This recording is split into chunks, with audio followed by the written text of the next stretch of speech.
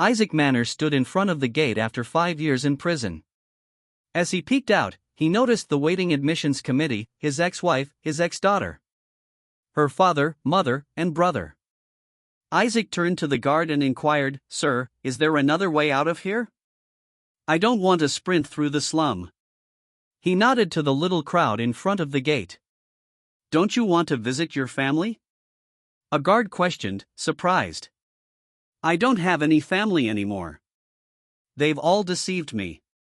And there's still the restraining order, which I'm not sure if is still in effect." The guard briefly considered how helpful and friendly this prisoner had always been. He called out, informed the gatekeeper that he would be utilizing the emergency exit and told Isaac, "This way." The guard guided Isaac through a maze of passageways until they reached a small steel door. The guard unlocked it and escorted Isaac outdoors around 2:30. Lydia, Isaac's ex-wife, checked her watch and asked her father. "He was meant to be freed at 2, right?" Her father nodded affirmatively. Lydia approached the gate and asked the guard at the lodge what time Isaac Manners would arrive. The guard reviewed the log and responded, "He was freed through the rear door half an hour ago at his request." Lydia shed tears. "Outside the back door, why?" "We came to welcome him back. I know he's angry with us, but are you really so angry? He has nobody else. Have you got an address?" "I can't tell you his address, ma'am. He asked me not to tell anyone, and I overheard him speaking with the sergeant." "Did he also mention that he had a restraining order against him? Do you want him back in jail after everything he's been through?" Lydia became white. "A restraining order? Crap. I completely forgot about that." Meanwhile, Isaac walked briskly to the bus station, pondering on the last 6 years. He had plans for where he was going and who he was meant to meet. Isaac had been a happy guy 6 years ago, married to Lydia for 18 years and madly in love with his 16-year-old daughter, whom he named Tommy, short for Thomas after her grandmother. He was 40 years old at the time and worked as a software engineer. He could create his own computer programs and enjoy making self-learning robots as a hobby. He was also working on his discipline project, which involved rewiring and reprogramming the security system as well as adding an independent backup. It had a covert communication link to a remote server and a hidden server hard drive. Solar panels on the roof provided an independent power source for the entire system. On a whim, he created another secret system in his garden with a 4 petabyte backup outside the garden perimeter but still on his property. To make matters worse, he devised a dual camera system concealed behind a ceiling-mounted sound system. Isaac needed a good security system because his one-man company did a lot of work for the government, and he was glad to work on this project. His house, large enough for a family, was at the end of a cul-de-sac in dens, together with 4 other houses on the plot behind it. He created a vast office while yet leaving enough space for a beautiful garden. He purchased the property and built a house adjoining a forest reserve with the proceeds from the establishment of an internet search engine for software solutions when he was 20 years old. He created it and released it on the internet, where one of the software behemoths instantly purchased it for use on their website. Isaac was an average man, 6 feet 2 inches, weighing 190 pounds, with dark blonde hair and bright brown eyes, a kind face with large lips and a beard that he had to shave off in the evenings to seem respectable. He enjoyed biking and strolling, but disliked strenuous physical activity. Isaac was shy at first, but once he opened up, he became a loving, charming and humorous person who could converse on a wide range of issues. He was also an ardent reader, able to read anything quickly and recall articles and sections from books years later. This came in helpful for his profession. 6 years ago, local Sheriff Peter Ramsey requested him to upgrade the program. To reduce pollution, traffic lights and intense traffic needed to be controlled more efficiently. That's when everything went bad for him. Isaac and Lydia invited the sheriff to supper to discuss the status of the project. When the sheriff met Lydia, he instantly began fantasizing about a statuesque woman. It took Ramsey 6 months to realize his dream. Late one morning, Isaac completed the road project and returned home to celebrate by taking his wife out to dinner in their driveway. He spotted an unknown automobile, guests. He believed he entered the house and saw Lydia and the sheriff. "What's going on here?" he shouted. The sheriff stopped and grinned at Isaac. Then he spoke mockingly to Lydia. "The little one has learned, now I'll leave you two alone to give him the rules." Lydia appeared slightly uncomfortable, but nodded in agreement as the sheriff walked out of the house, closing the door behind him. Lydia questioned Isaac. "Can we talk about this as adults?" Isaac's shock and anguish faded, giving place to a cold, calculated anger. "I want you out of the house. Pack your belongings and leave." "No. You allowed me to have one affair. It will not last long. It will be over soon. If you don't, you will bear the penalties, and you will not like them. If you file for divorce, I will take everything from you, and you won't see Tommy again. You are delusional. You can't possibly expect me to agree to it." "You are out of your mind," Lydia sighed. "I was scared you'd react like this. I love you, but I need it, and it'll pass. Do not do this to yourself." Isaac answered with cold calm. "Are you the one who is threatening me? You should be aware that I do not respond well to threats. I'm leaving now, and will return at 6 this evening. In the meantime, your sweetheart is free to entertain you as he wishes. I will never touch you again. But when I return, you'd better leave." Lydia opened her mouth, but then decided to lower her head and walk out the bedroom door. 5 minutes later, Isaac was back in the car, and on the phone with his lawyer to schedule an appointment. Isaac arrived home in the evening to an empty house, and his rage gave way to despair and grief. The next morning at 8 a.m., Isaac's attorney entered his home office. Ben, Green, and Isaac were good friends, so they could easily schedule a meeting before the start of the work week. Isaac laid down the coffee pot and inquired, "Coffee?" "Yes. With a little water, the color becomes black.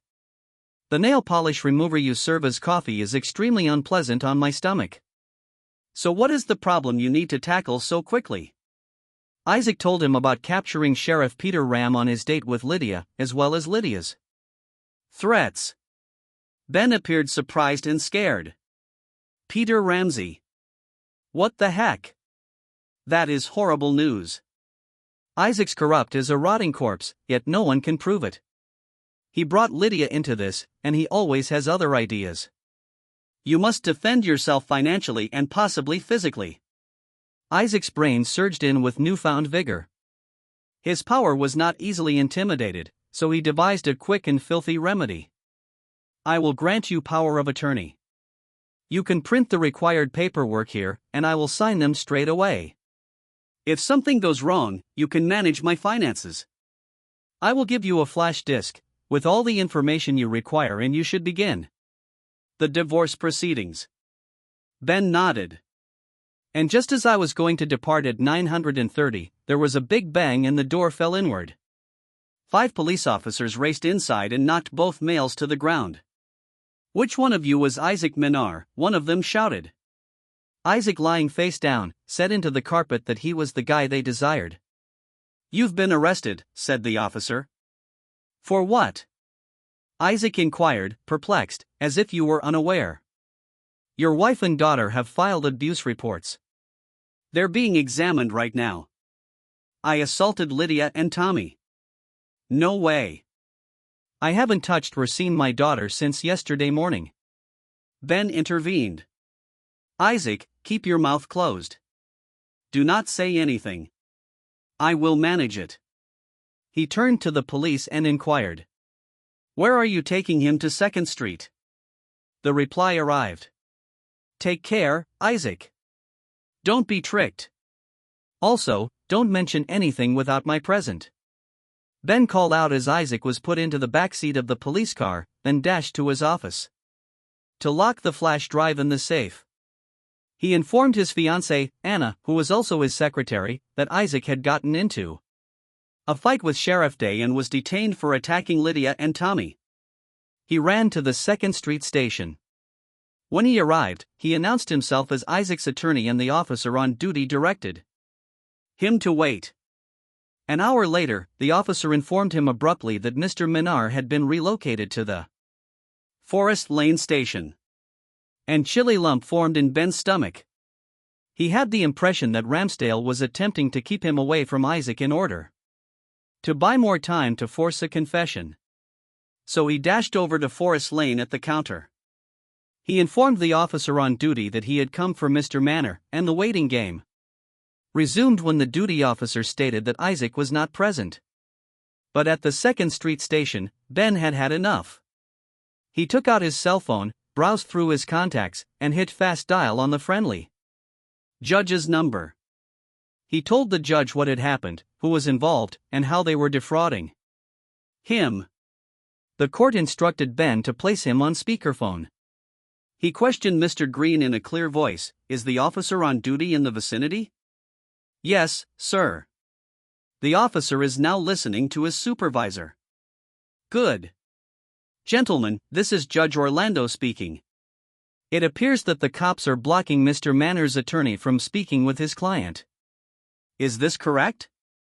3 broadcasts before noon is a tad excessive." "No, sir. It's simply a clerical error. Manor is located on 2nd Street. The cop stammered while thinking, "Oh darn, Sheriff Ramsdale can kiss my buttocks. Next time. I am not going to take that judge's anger on myself." When Mr. Green arrives at 2nd Street, he will have immediate access to Mr. O. Manor. Understand? Mr. Green will be able to communicate with an uninjured Mr. Manor as soon as he enters the station. This means no bruising, no tumbling downstairs, no mishaps, and no interrogation without a lawyer present. Do I make it plain, gentlemen? Now for the books, please provide your names, rank, and badge numbers. Despite the air conditioning, both men sweat tremendously.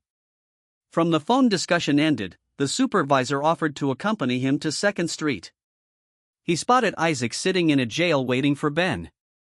Ben retrieved a voice recorder from its case and hit the red button. "Isaac, have they attempted to interrogate you?" "Yes, they tried. They also attempted to frighten me. They threatened me with a baton if I didn't admit to assaulting and gravely hurting Lydia and Tommy. I instructed them to do what they needed to do, but I wouldn't say anything unless my lawyer was present." "Were you treated well?" "They did not treat me at all. I haven't had a drink since they brought me here, and I was not allowed to use the restroom." Then it abruptly ceased. I was able to use the restroom and grabbed a cup of horrible tea. I'm scared something unpleasant awaits me. I apologize, Isaac. I'm also terrified of that. It's all very well thought out. Have you been transferred to another station? No. I have been here since my arrest. I'm going to forward your case to a colleague of mine. I'm essentially a family law attorney. I am going to manage your divorce. My colleague is far better suited to this case. Is this good with you? Yes, it is all right. Simply remember to use your power of attorney. 6 months later, in court, Isaac had no chance. Photographic proof was presented. Lydia and Tommy testified, along with 2 women Isaac had never heard of, who claimed Isaac was prone to violent outbursts. Isaac was unable to provide an alibi for that night since the hard disk unexpectedly crashed during the examination. He didn't want to divulge his backup system, apart from the one they'd wrecked. He may need it in the future. The prosecutor characterized him as a terrible father and even worse husband, mistreating and abusing his wife and children. Lydia and Tommy sat uneasily, glancing ahead. Isaac felt they didn't appear particularly healthy, but he didn't care. He sat stoically on the bench, waiting for the axe. The jury digested it all and convicted Isaac guilty of all charges. Finally, the judge pronounced sentence. Isaac was sentenced to 5.5 years in prison, excluding pretrial detention. With any luck, he'd be out in 3.5. But Isaac was expecting 4 or 5 because of the sheriff's tentacles. As the judge read the punishment, he heard Lydia sigh as he gazed at her. He noticed that she had turned ashy and his daughter was crying, her eyes bulging. Peter Ramsdell, back in his cell, was the only one with a Cheshire cat grin. He received a visitor. The woman's only words as she gave him a hefty envelope were, "You have been served." Isaac handed the packet to his lawyer and asked him to deliver it to Ben Green, leaving him alone. 2 weeks after his sentence ended, Isaac fell to the hard bench in despair. Ben came to see Isaac to discuss the divorce. The mail included divorce and adoption documents that needed to be signed before Tommy could be adopted by Peter Ramsey. Isaac signed them without second thought. Even though it stung like hell, then he discussed Lydia's requests with Ben.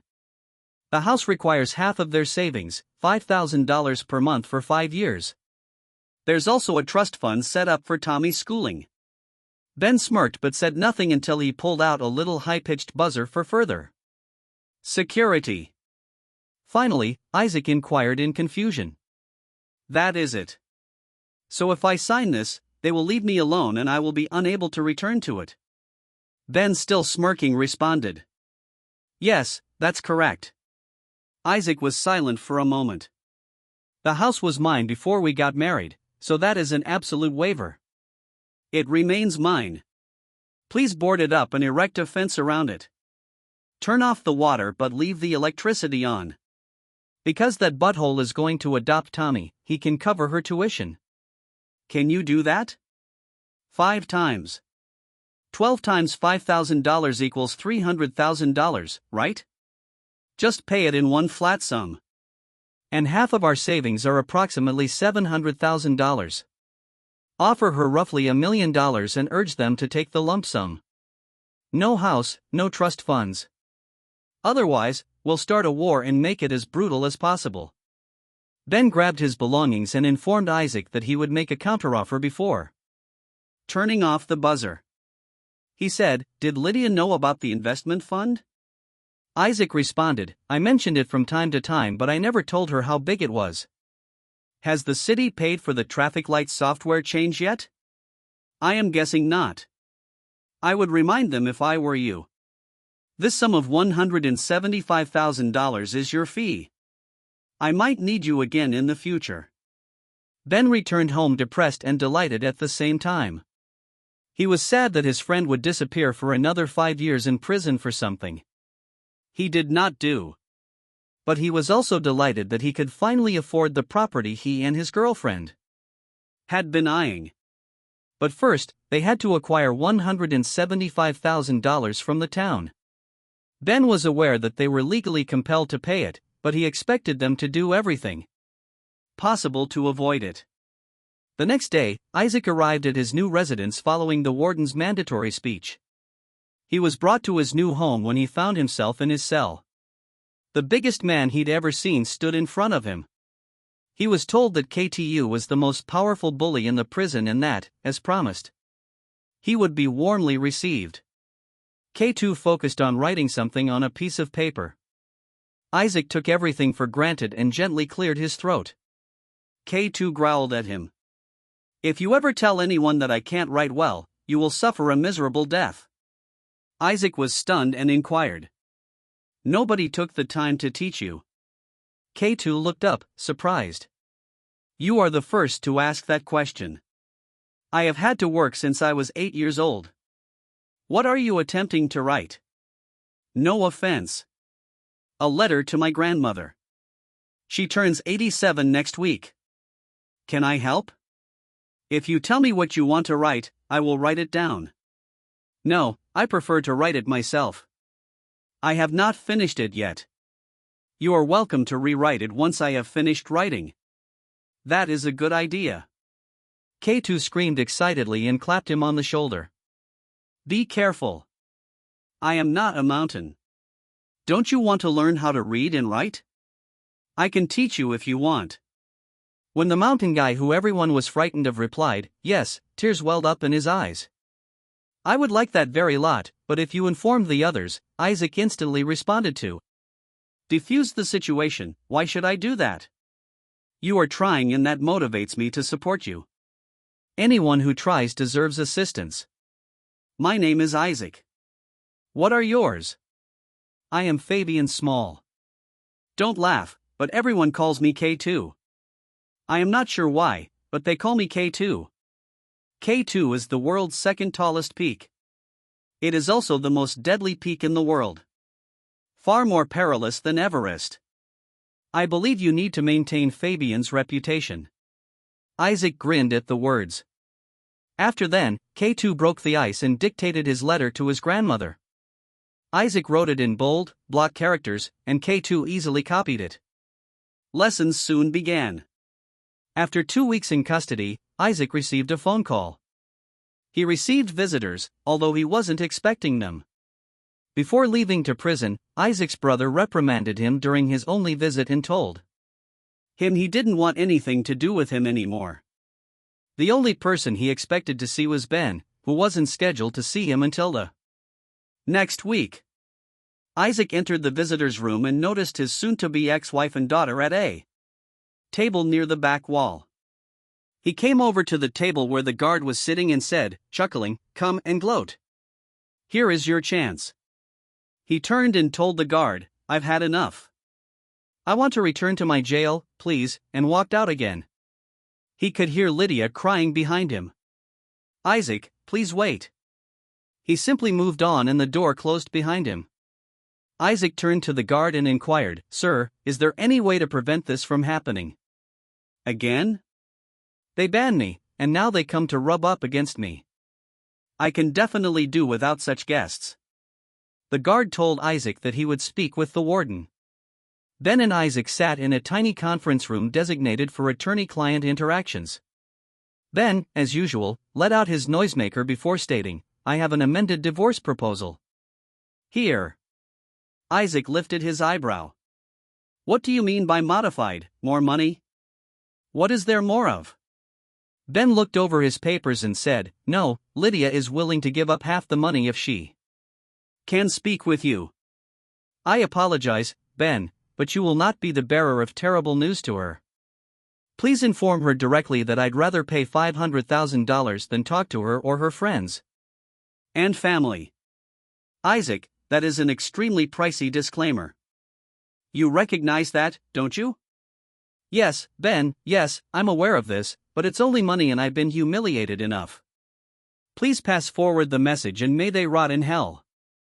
Ben sighed, "Okay, I will do anything you ask. Is there something else I can do for you?"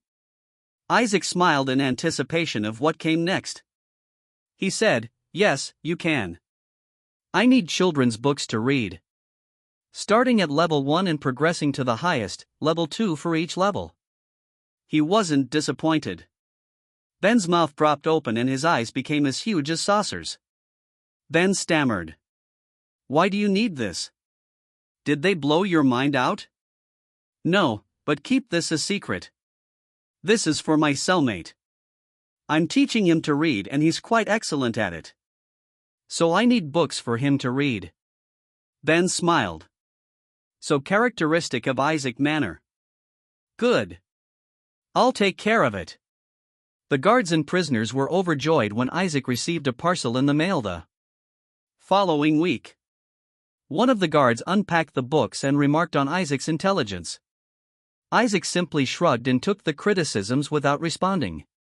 Cato was upset in the cell after hearing these words, but Isaac simply laughed and replied, "Don't worry.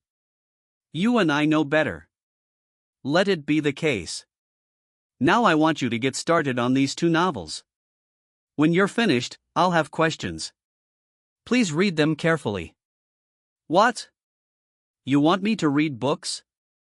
"I do not need to read books.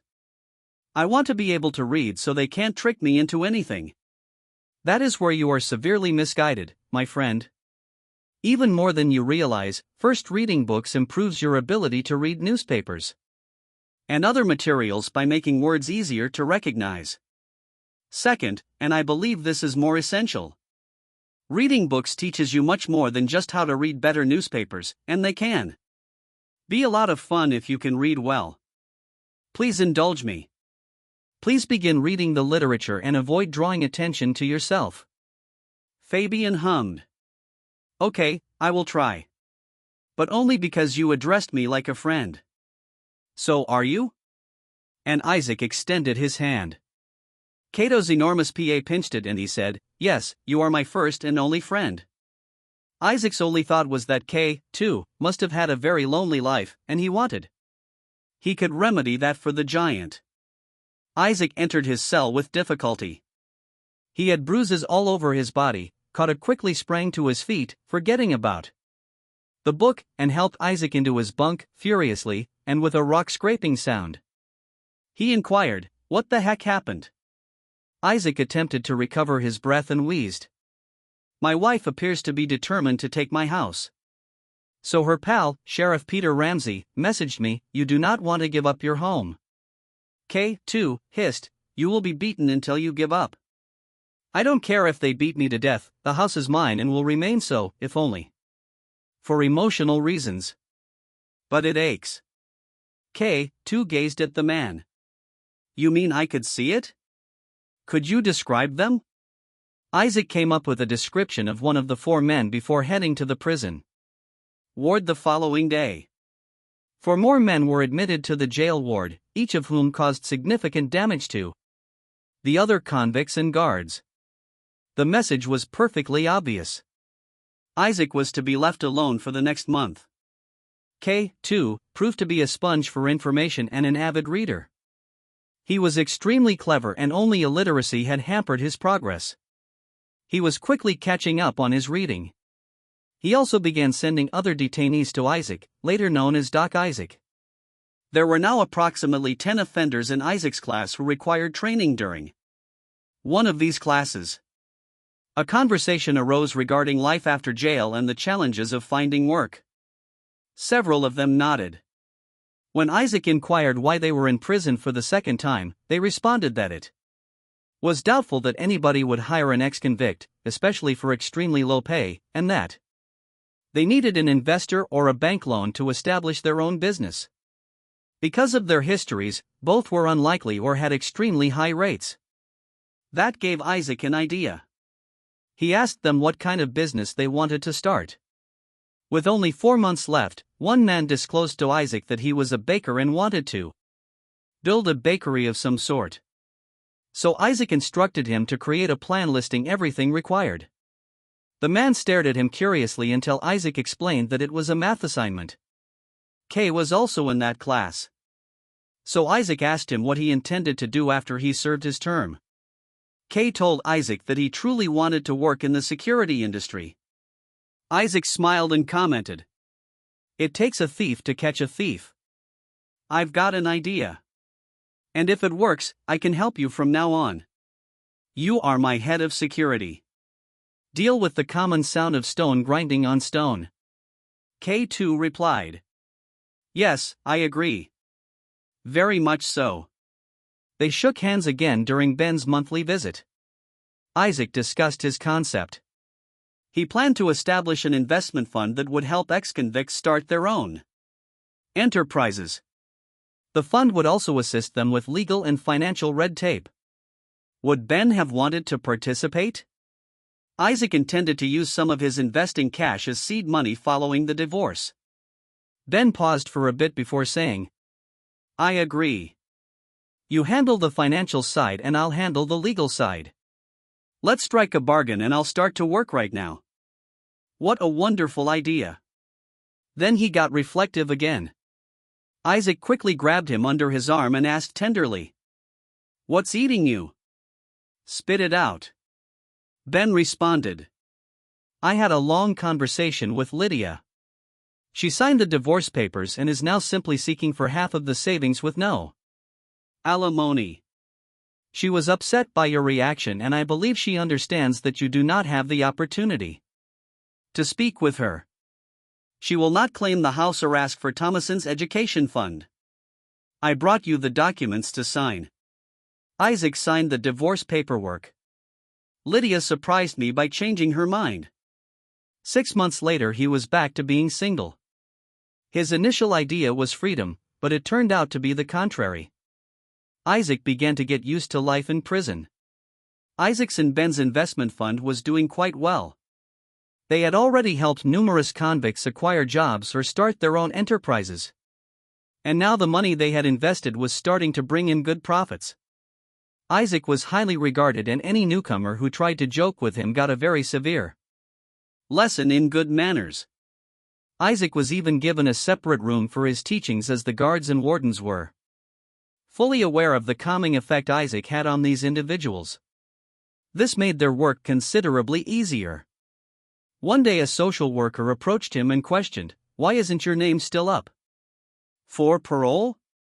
Isaac decided to state it frankly, because the warden is a friend of Sheriff Ramsey Day, and his reports on me are consistently negative.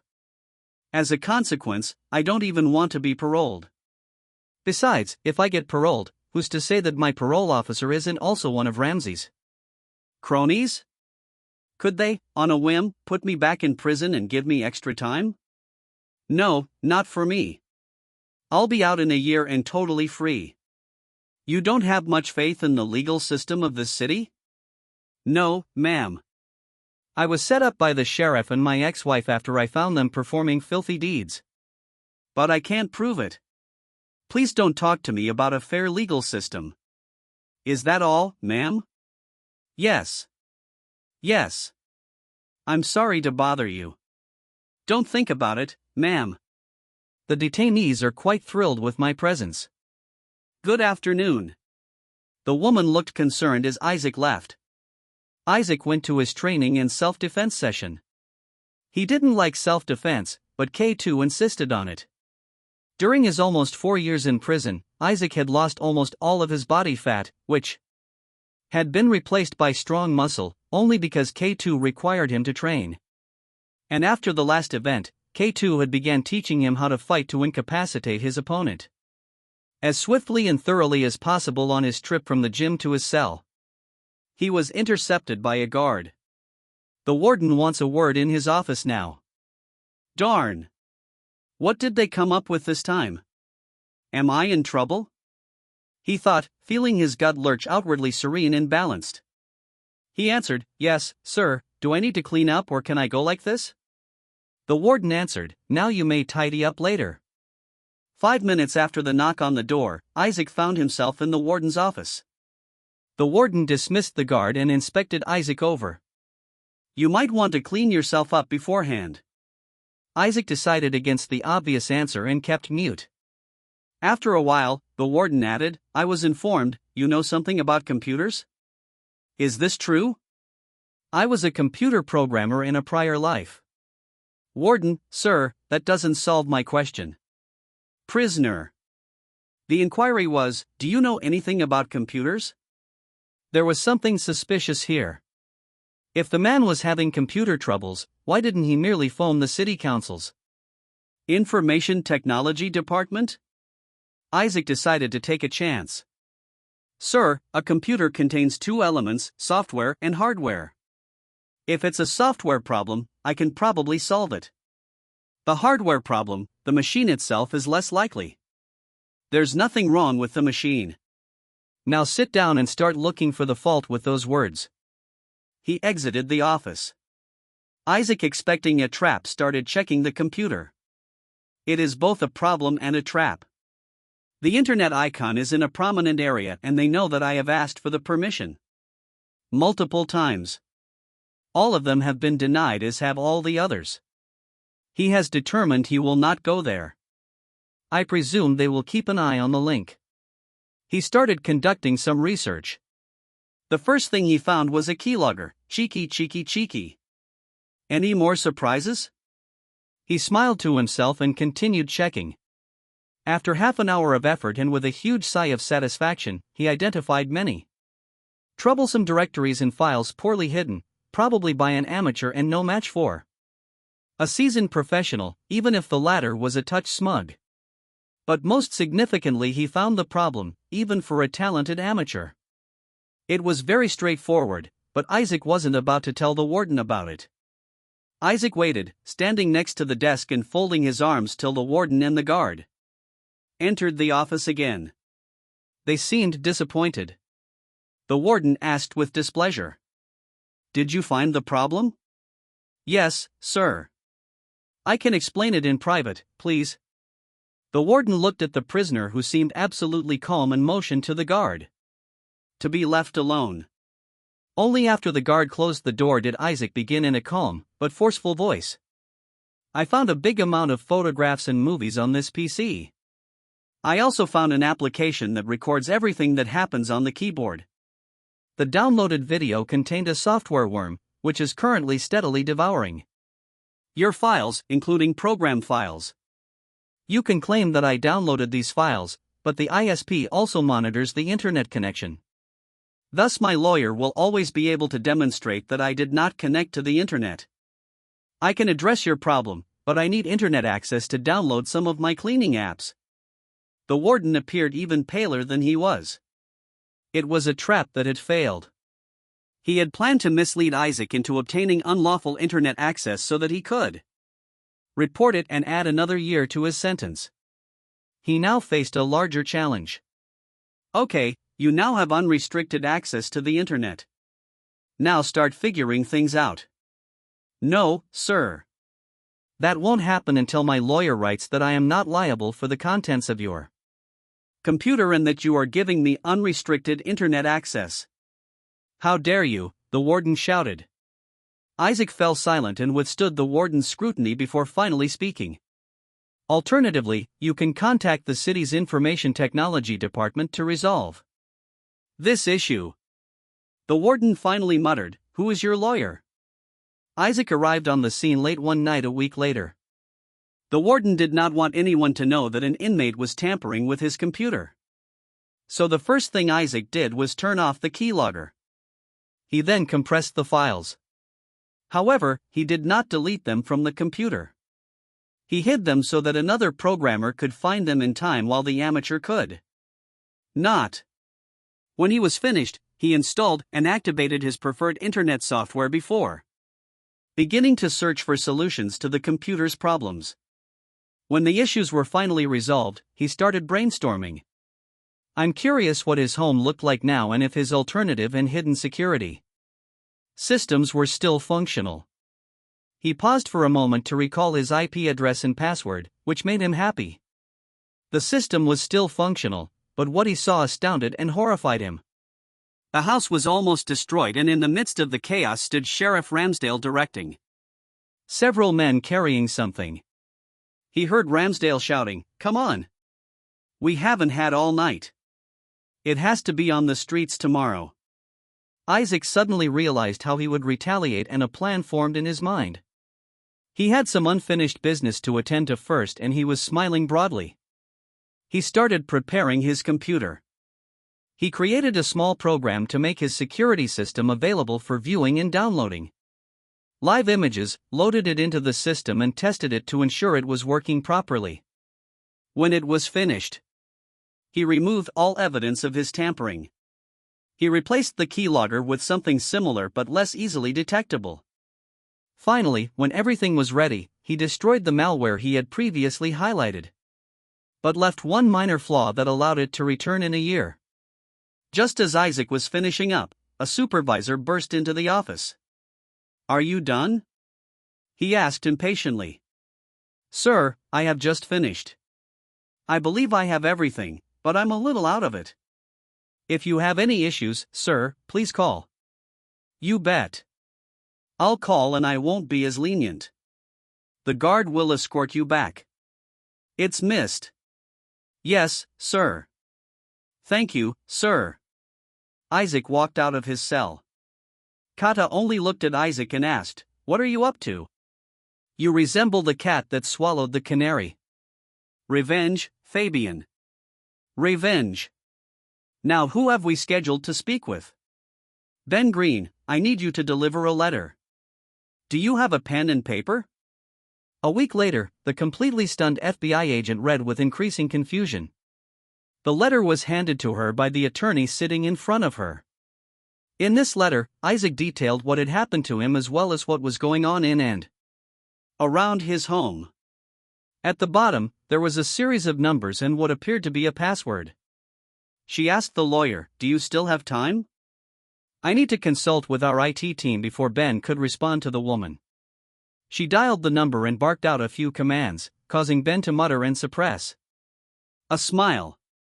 I have all day if you need it. The agent was thrilled. If this was accurate information, they would finally be able to catch that corrupt jerk. Ramsey Day. The IT specialist entered with a cart containing, among other things, computers and hard drives.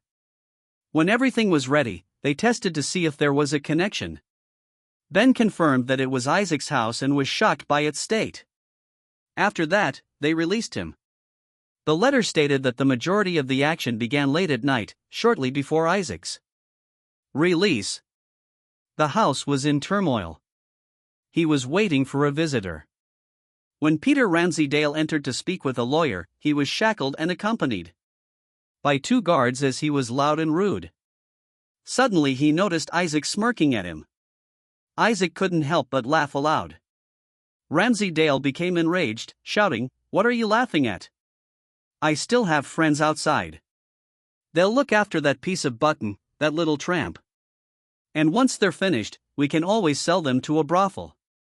No 2, who had been planning his future with Ben, flinched when he saw Isaac turn ashy. Kayan looked at Ramsey-Dale with a fierce hatred in his eyes. Isaac became distracted by his visitor. She led him into a small conference room and took out a device from her bag that looked similar to the one Ben always used. Finally, she said, "Thanks. Your signal, combined with the information obtained from your security system, assisted us in catching them in the act. He will spend a significant amount of time in jail, but that is not why I am here. Due to the sheriff's off-duty activities, he owes the IRS a significant amount of money. Normally, when someone reports tax fraud to the IRS, they receive a reward. We thought we'd give you this reward as a thank you. Of course, we don't know how much it will cost yet." Knowing this favor, Isaac marveled at their effort and responded, "I am grateful. Thank you. I'm content enough to see the jerk behind bars as it is." They talked some more. The agent was trying to figure out how Isaac had accessed his security system.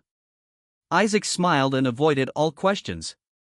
He still had a score to settle with the warden for depriving him of all the rights he deserved. Also, the warden had issued negative reports to keep him in prison. That night, Peter Ramsey awoke in his high-security cell. He was dizzy and lying on his back, which made him uncomfortable as he stretched his arms and legs out in various directions. He attempted to roll over into a more comfortable position, but it did not work as he expected. He was tied down.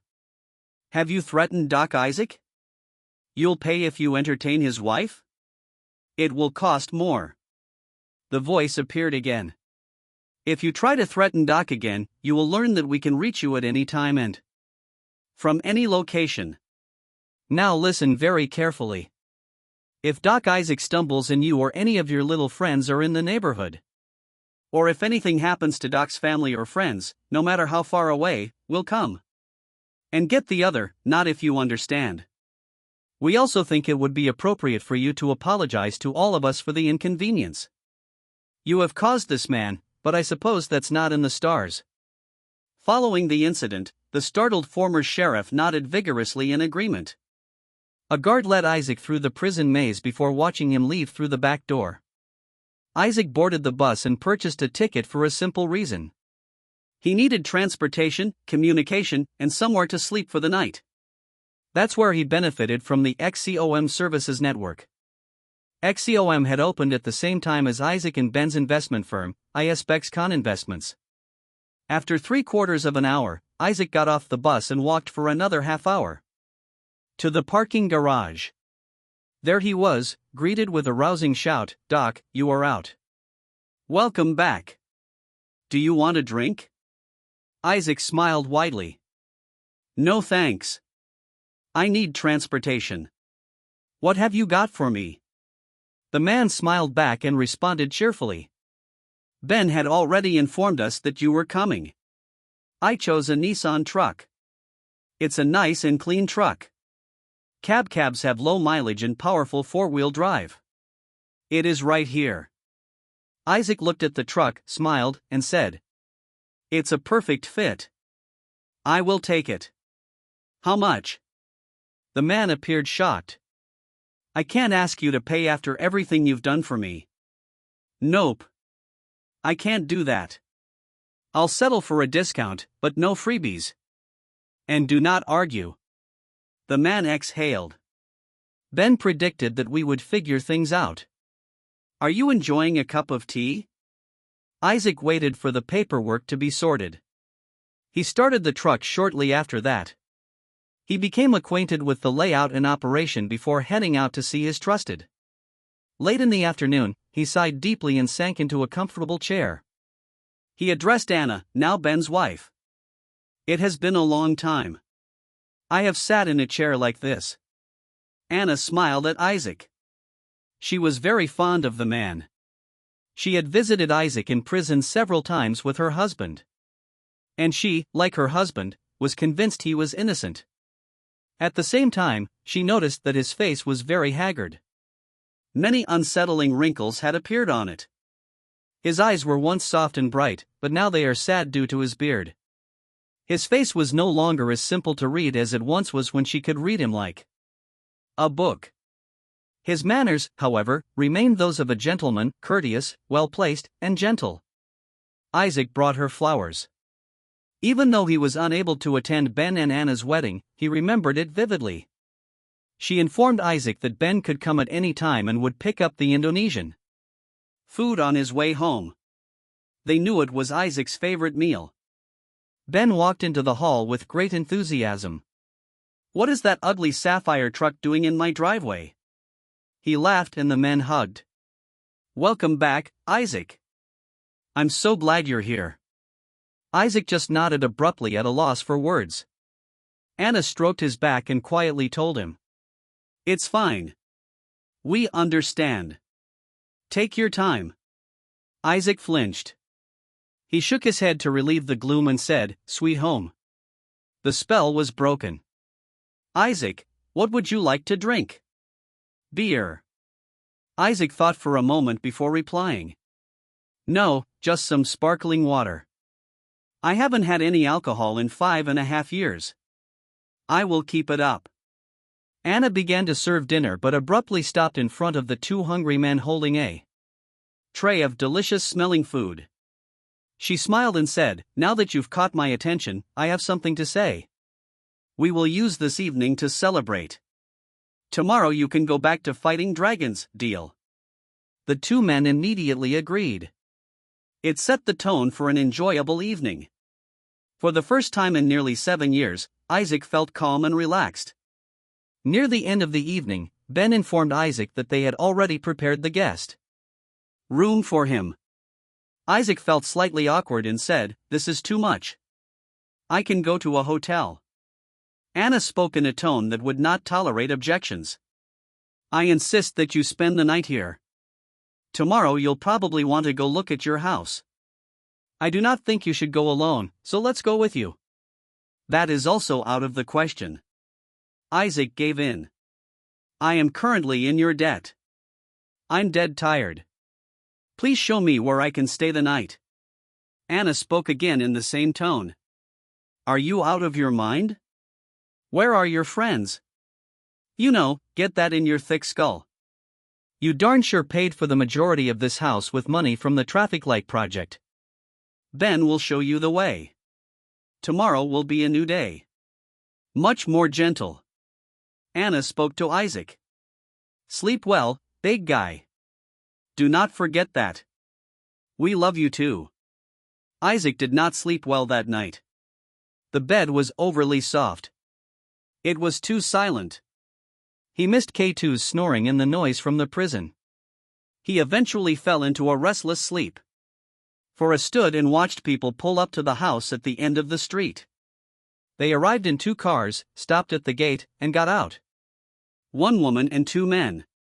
Since the FBI had used her home as an observation point prior to the raid, she was concerned about strangers showing up. She pulled out her binoculars. The FBI agents had forgotten to bring something with them and looked around carefully. A man and a beautiful woman were clearly in love with one another. She waited until the thin, bearded man stepped out of his blue truck and looked around carefully. She pointed the binoculars at his face, which revealed crow's feet around his eyes when he turned to look around. She had a good look at his eyes. She inhaled sharply. They were light brown and showed intense pain. She also noticed that the couple was looking at the man in his ill-fitting clothes with great compassion. Finally, the three of them walked through the gate and into the front door, after which the lone man returned to his truck and picked up a crowbar. They then entered the house. Laura lowered her binoculars and prepared to pick up her son from school. Isaac walked through the ruins of his house's interior from 6 years ago. Everything around it appeared to be ruined as a result of what had occurred. For Isaac, it was just another building. The furniture had been stained, chipped, and damaged beyond recognition. The kitchen was so dirty and broken that it needed to be replaced. There was an unpleasant odor in the bedrooms. The entire house smelled like a public restroom. In some places, it smelled worse than a prison. Electrical wires had been cut or ripped, and the ceiling had been torn down so that the main security system could be turned off. All of the electronics, computers, and other valuables were missing, most likely stolen. Isaac wondered if he could ever call this place home again. He left the house again and went to his truck, opening the back to get his belongings out. He purchased 3 folding chairs, a tent, a sleeping bag, and other camping supplies, such as a stove yesterday. He also purchased toiletries, clothing, and towels. Isaac began moving everything he could carry into the house. Laura returned with her 10-year-old son, Timothy, just in time to see Anna, who was asking the sad man a question that both women were surprised by. At this point, Isaac lost his temper. After assessing the damage to his home, Isaac gradually lost his resolve. All that remained of his life before prison was a bare husk, tainted by abuse and bad memories. He set up his bed and kitchen utensils in the cleanest room he could find and was about to relax in the sun. When Anna softly asked Isaac, "Is this a good idea? I can see you are very anxious. Please come back with us." That was the final straw. Isaac collapsed into the chair beside the front door where he had just reclined and let go. Sobs shook his body, tears streaming down his beard, seeping into his coarse hair and staining his shirt. He cried out in frustration, pain, and grief, shaking Anna to her core, then jumped out of the house and hugged Isaac tightly. "It's okay. We are here to catch you. Simply let it all out. I got your back. Let it all out. We understand." Ben spoke softly to the distraught man and whispered to Anna himself, "He's finally showing some emotion." Isaac took a while to come to his senses. He finally hugged his 2 friends and thanked them. "I would not have known what to do without you. I'm calmer now." The way they treated the house was simply unbearable. "Anna is still very worried?" asked Isaac. "We should get going. Are you certain you want to stay here? Please come with us." Isaac smiled slightly. "I am fine now. I need to get a new phone and start doing business. This is my house and I intend to make it my home again. Do not worry. I'll be fine with something more practical. Your phone numbers, please.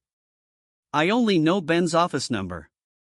The 2 handed Isaac their business cards and went silently to their car while Isaac returned inside as they were about to get in the car. "Good morning. I am a neighbor. I apologize for the intrusion. May I ask you something?" Anna looked at the woman. She had a gorgeous face. Despite the worry lines framed by a halo of curly light brown hair, she was slightly overweight but still shapely and graceful. Anna responded curtly due to the intense emotion she had been experiencing in the previous few hours. "You are welcome to ask questions, but I am not sure I can or want to answer them. By the way, I'm Anna, and this is Ben. I am Laura Winstead and I live there with my 10-year-old son Timothy. I was wondering if your friend was okay. It's been a bad neighborhood lately, so I'm concerned about my sons and my safety. Ben laughed aloud, but Anna replied, Laura, your neighborhood has improved dramatically. There's nothing wrong with Isaac. He'll improve with time. Laura wasn't yet relieved. So he isn't dangerous? I apologize for asking, but it was really bad, Isaac. Dangerous? No, Laura. Despite what the rumors say, he is not dangerous at all. He's one of the most gentle people I know. With those words, he will most likely be the best neighbor you have ever had. Anna got in her car and drove away, leaving the confused woman behind. Isaac was walking through his home. He noticed that the wires in the fuse box were not cut. Maybe the fuses were gone and the small black box hidden in the niche above the door appeared to be unaffected. It was the fuse box for the solar panels which powered the home's backup security system. The other panels powered the system outside, which ultimately led to Peter Ramsey's death. He walked straight into the study, which had once been his office but was now covered in trash, empty cardboard boxes and the like. His desk remained against the wall, covered in dirt as he pushed everything aside. He flipped the desk over with great force and propped up the base. It arrived in behind the hatch was the backup security system, blinking green. Isaac thought she was still here. This has proven to be a very worthwhile hobby, assuming of course it is still functional. He was pretty sure they hadn't found a single camera or microphone, otherwise they would have torn the house apart to find the system and add a computer or laptop to the list. He had a thought. Isaac never bothered taking notes. His memory had not failed him yet. The afternoon was spent shopping. The phone, ISP, tablet and laptop computer will arrive later because they cannot be charged. Flash drives and a small generator provide electricity. Solar panels weren't enough to meet his needs. He returned home with a truck full of stuff and dinner. After finishing his dinner, he took out his cell phone and called Ben. Hey Ben, this is Isaac. Have you got a pen and paper? Isaac gave Ben his phone number and new email address and requested a list of XCOM companies. A few minutes later he got a reply. Ben could always predict Isaac's train of thought and had everything ready in advance. Laura looked out the window the next morning and saw her new neighbor sitting in the mornings. Son in a folding chair at a folding table holding a laptop and talking on the phone. Laura looked things up online and became even more perplexed. The man had been in prison for 5.5 years for assaulting and physically harming his wife and daughter, so he deserved the punishment. You had to be extremely cruel to another human being. But this man and woman assured me he was harmless. Laura considered and decided to be cautious. Today she only had Timothy to care for because she was only working part-time. She wished she had more hours, but that was out of her control. Her employer was extremely rigid. She was eating breakfast with Timothy when a van drove up to the house. It said on the side, "Ex-convict services." Below it was written the following: "We've had a difficult time learning to be honest. But now we do honest work for an honest price. Call with a phone number." She saved it so she could check it online. Two men stepped out of the car and greeted Isaac with a smile and a handshake. They carried a thermos flask and a large bag. Isaac laughed as they all made their way inside the house. Isaac noticed that his neighbor had been watching him the day before. He noticed her look again and thought, word will get around quickly. Perhaps we should postpone the introductions for now, and he began giving instructions to the men. I need to clean everything up. We will begin with the kitchen, bedroom and my office over there. If you find something and are unsure what to do with it, it can be scrapped. Please come and ask. The same truck came up and unloaded a 40-yard dumpster. Laura looked outside again and noticed a minivan with an ESCOM services sign on the side. A woman got out, looked around, and gave the others directions. When she was finished, she walked to the back of the van, pulled out a large bouquet of flowers and rang Laura's front doorbell. Laura opened the door and the woman gave her the flowers with the words, "Regards Dr. Isaac for the inconvenience. And if we're being too loud, simply say the word and we'll stop." The woman walked away, leaving Laura's mouth open. Laura looked over to the other house and noticed Isaac sitting at a table near the front door. He looked up at her and waved. She held out the flowers, waved, and went inside to find something to put them in. She felt oddly elated. 2 weeks and 2 dumpsters later, the house was free of the past, and Isaac and the contractor had completed the plans to restore the interior. Admittedly, it was far from finished, only his bedroom and a portion of the kitchen remained usable. Isaac was sitting at his regular desk near the door when the rain started. A shelter had been built next to the house, and when it began to rain, he retreated beneath it because he enjoyed being outside in the fresh air and breathing in the smell of the forest. He was enjoying the sound of rain on the tarp when he noticed the car engine stalling.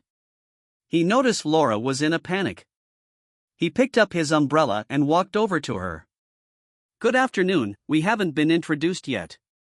I am Isaac Manor, your neighbor." As you may have noticed, Isaac spoke with a slight smile to conceal his remark. "Yes, I apologize. I am in a hurry. I need to pick up my son Tim from school." Laura whispered, "I'm already late in my car," as she heard it. "Your car is not going anywhere. You're welcome to take mine if you don't mind being seen with an ex-con. I can give you a ride." Laura was surprised by Isaac's offer. She thought, feverishly weighing the pros and cons before saying, "I'm more afraid to drive that big truck of yours." "Do you mind driving it?" "Sure. Grab your coat and get in. I need to lock up." "Perhaps you could use some assistance with the car." Laura made an odd face as she whispered, "I cannot afford it." My ex Isaac interrupted her before they drove to school. "Neighbor," I said, "help." "Do you mean help?" "You know, help with no strings attached and no payment of any kind. Simply a friendly face and a cup of coffee, sometimes that is enough."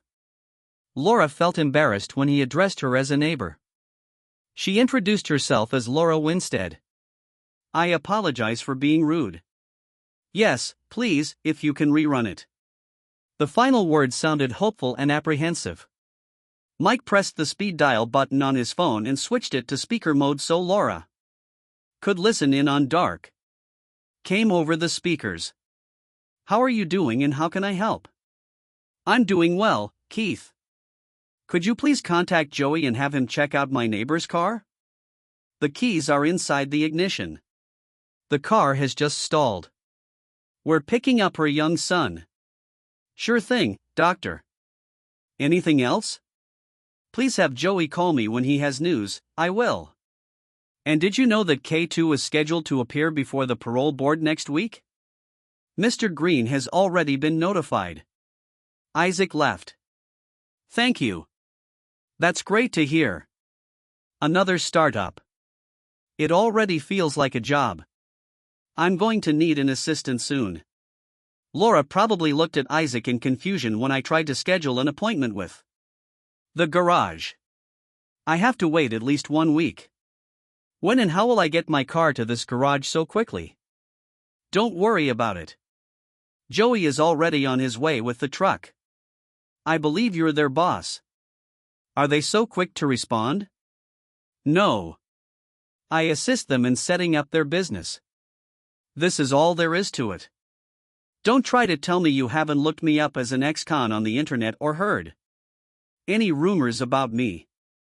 "But the truth is that Ben Green and I founded Bexcon Investments and XCOM Services to help formerly incarcerated people rebuild their lives. It's going very well. That is why I receive a little extra service." Laura looked at the man and saw him in a new light. If only he hadn't mistreated his ex-wife and daughter while driving up to the school. Laura got out of the car and waved when she noticed Timothy waiting for her. Timothy's face lit up as he noticed the car and exclaimed, "That's our neighbor's truck." "Cool. Why is it here?" Laura assisted him into the taxi and buckled him in. And she said, "Unfortunately, our car broke down again." Isaac turned and said, "Hello big boy, I am Isaac. If your mother does not mind, you are welcome to call me that as well. Now let us get you home." Joey took Isaac aside once they returned to the house. "Duck, this vehicle is a death trap on wheels. The motors are wrecked, but everything else is worse." "What do you want?" Isaac considered what Laura had told him and inquired. "She cannot do without a car. Have you got anything in stock?" "I own a nice little Nissan Rogue, however, it is not a pretty color." "She can have it. Should I ask her?" "No, take this one and change it." "Send me the bill." "I cannot have dead neighbors or neighbors with dead children on my conscience." Joey approached Laura and said, "Excuse me, ma'am, I need your car and ID, please." Laura was about to cry. "I need this car. I can't pay for the repairs." "Don't worry, ma'am. Duck has already taken care of it. I'll bring a replacement tonight." Laura stammered. "Isaac took care of it. He can pay for it. Is he always like this?" "And call me Laura, please." "You have no idea, madam." "Laura, he's one of the nicest people I know. Honest, intelligent, and generous. And I know where that little preservation goes." "No, Laura, he never asks for anything in return. You better not start a conversation with him because he considers it an insult. That's why everybody goes out of their way to help him with the work that needs to be done. He's still paying whether you want him to or not. And there are a lot of people who owe him." He paused for a second before adding, "And I, for one, don't believe for a second that he did this to his ex. I've seen him work out in prison. He just doesn't have it in him. I got to go. Sorry, Laura. I'll see you after dinner." Meanwhile, Isaac finally found the courage to open the backup hard drives, plugging them into the laptop.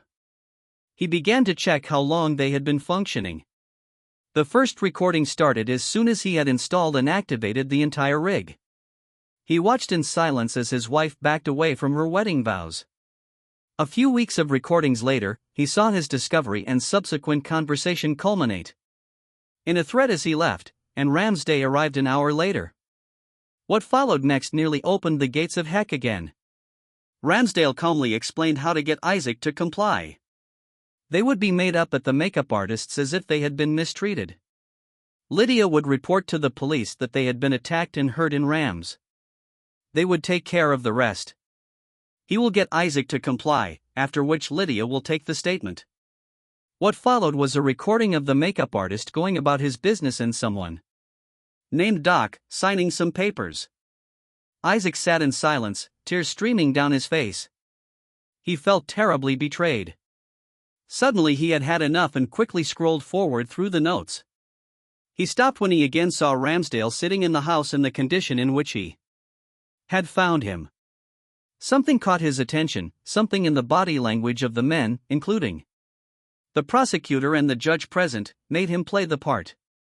He heard Ramsdale say no. This man has become a nuisance. He must be stripped of his ability to speak forever, just throw him in the lake with concrete block around his ankles. That's when Isaac stopped his surveillance. He shut down the hard drives and called the woman at the FBI. It took a while, but when he finally got through and explained what he had witnessed, they arrived very quickly.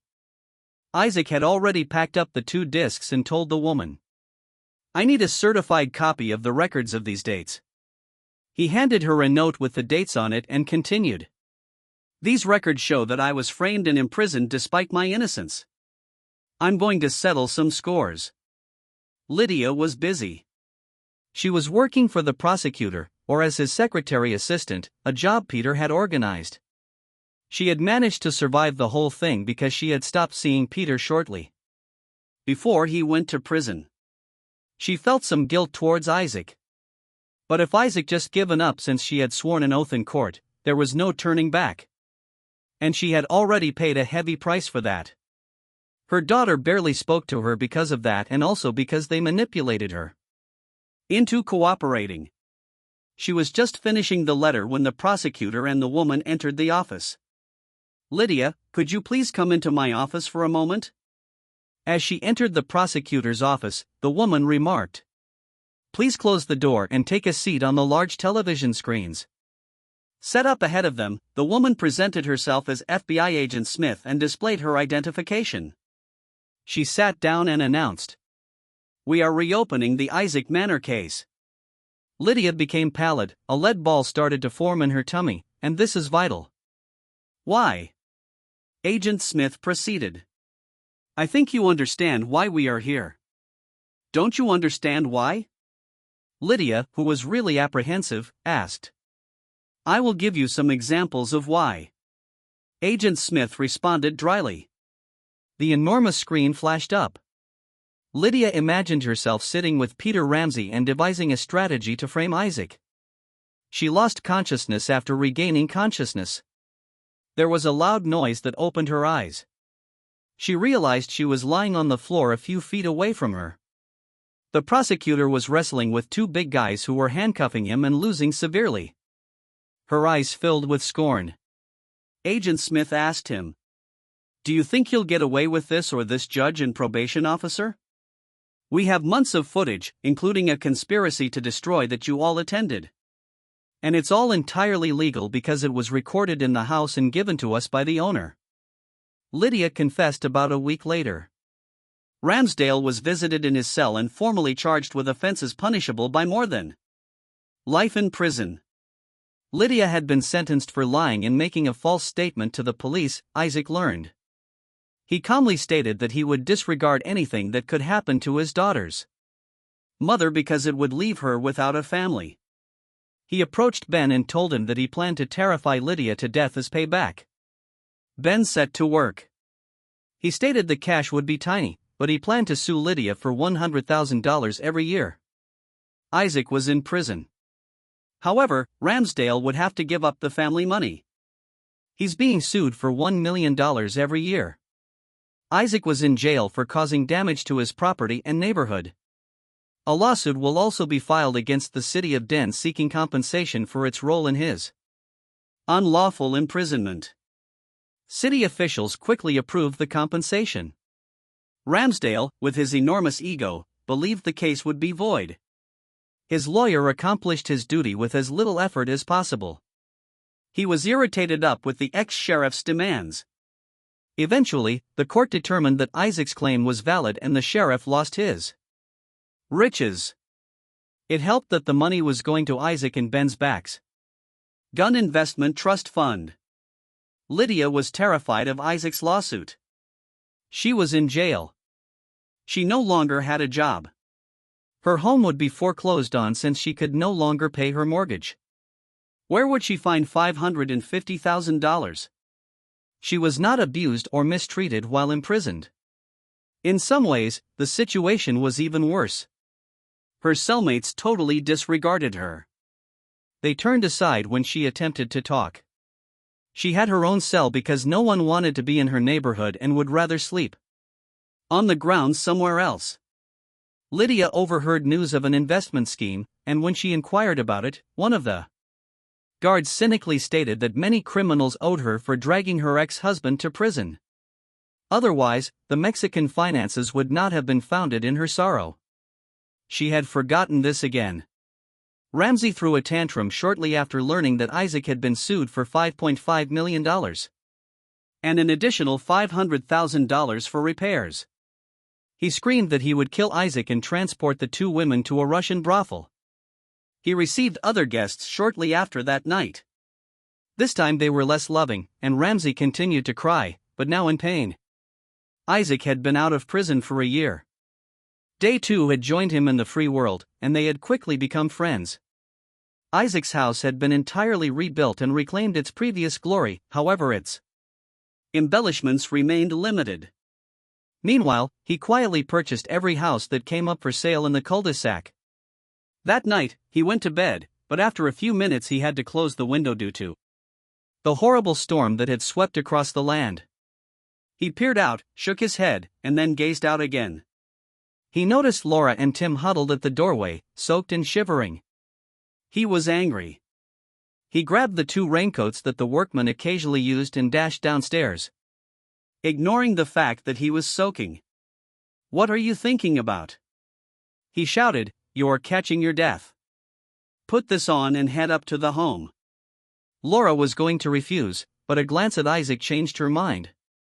When they got to Isaac's house safely, she glanced guiltily at the ground and whispered quietly, "I'm sorry. I was panicking and not thinking." Isaac quickly defused the issue and responded politely. "I'm sorry for yelling, that's how thinking about others affects me." "What happened?" "The fuse box blew." "Good. I'll get someone to look at it tomorrow. You can remain here tonight. I will change the linens on the bed, and you and Tim can sleep there." "I'll sleep in bed tonight. Tomorrow we will look about your place." "Please, no argument."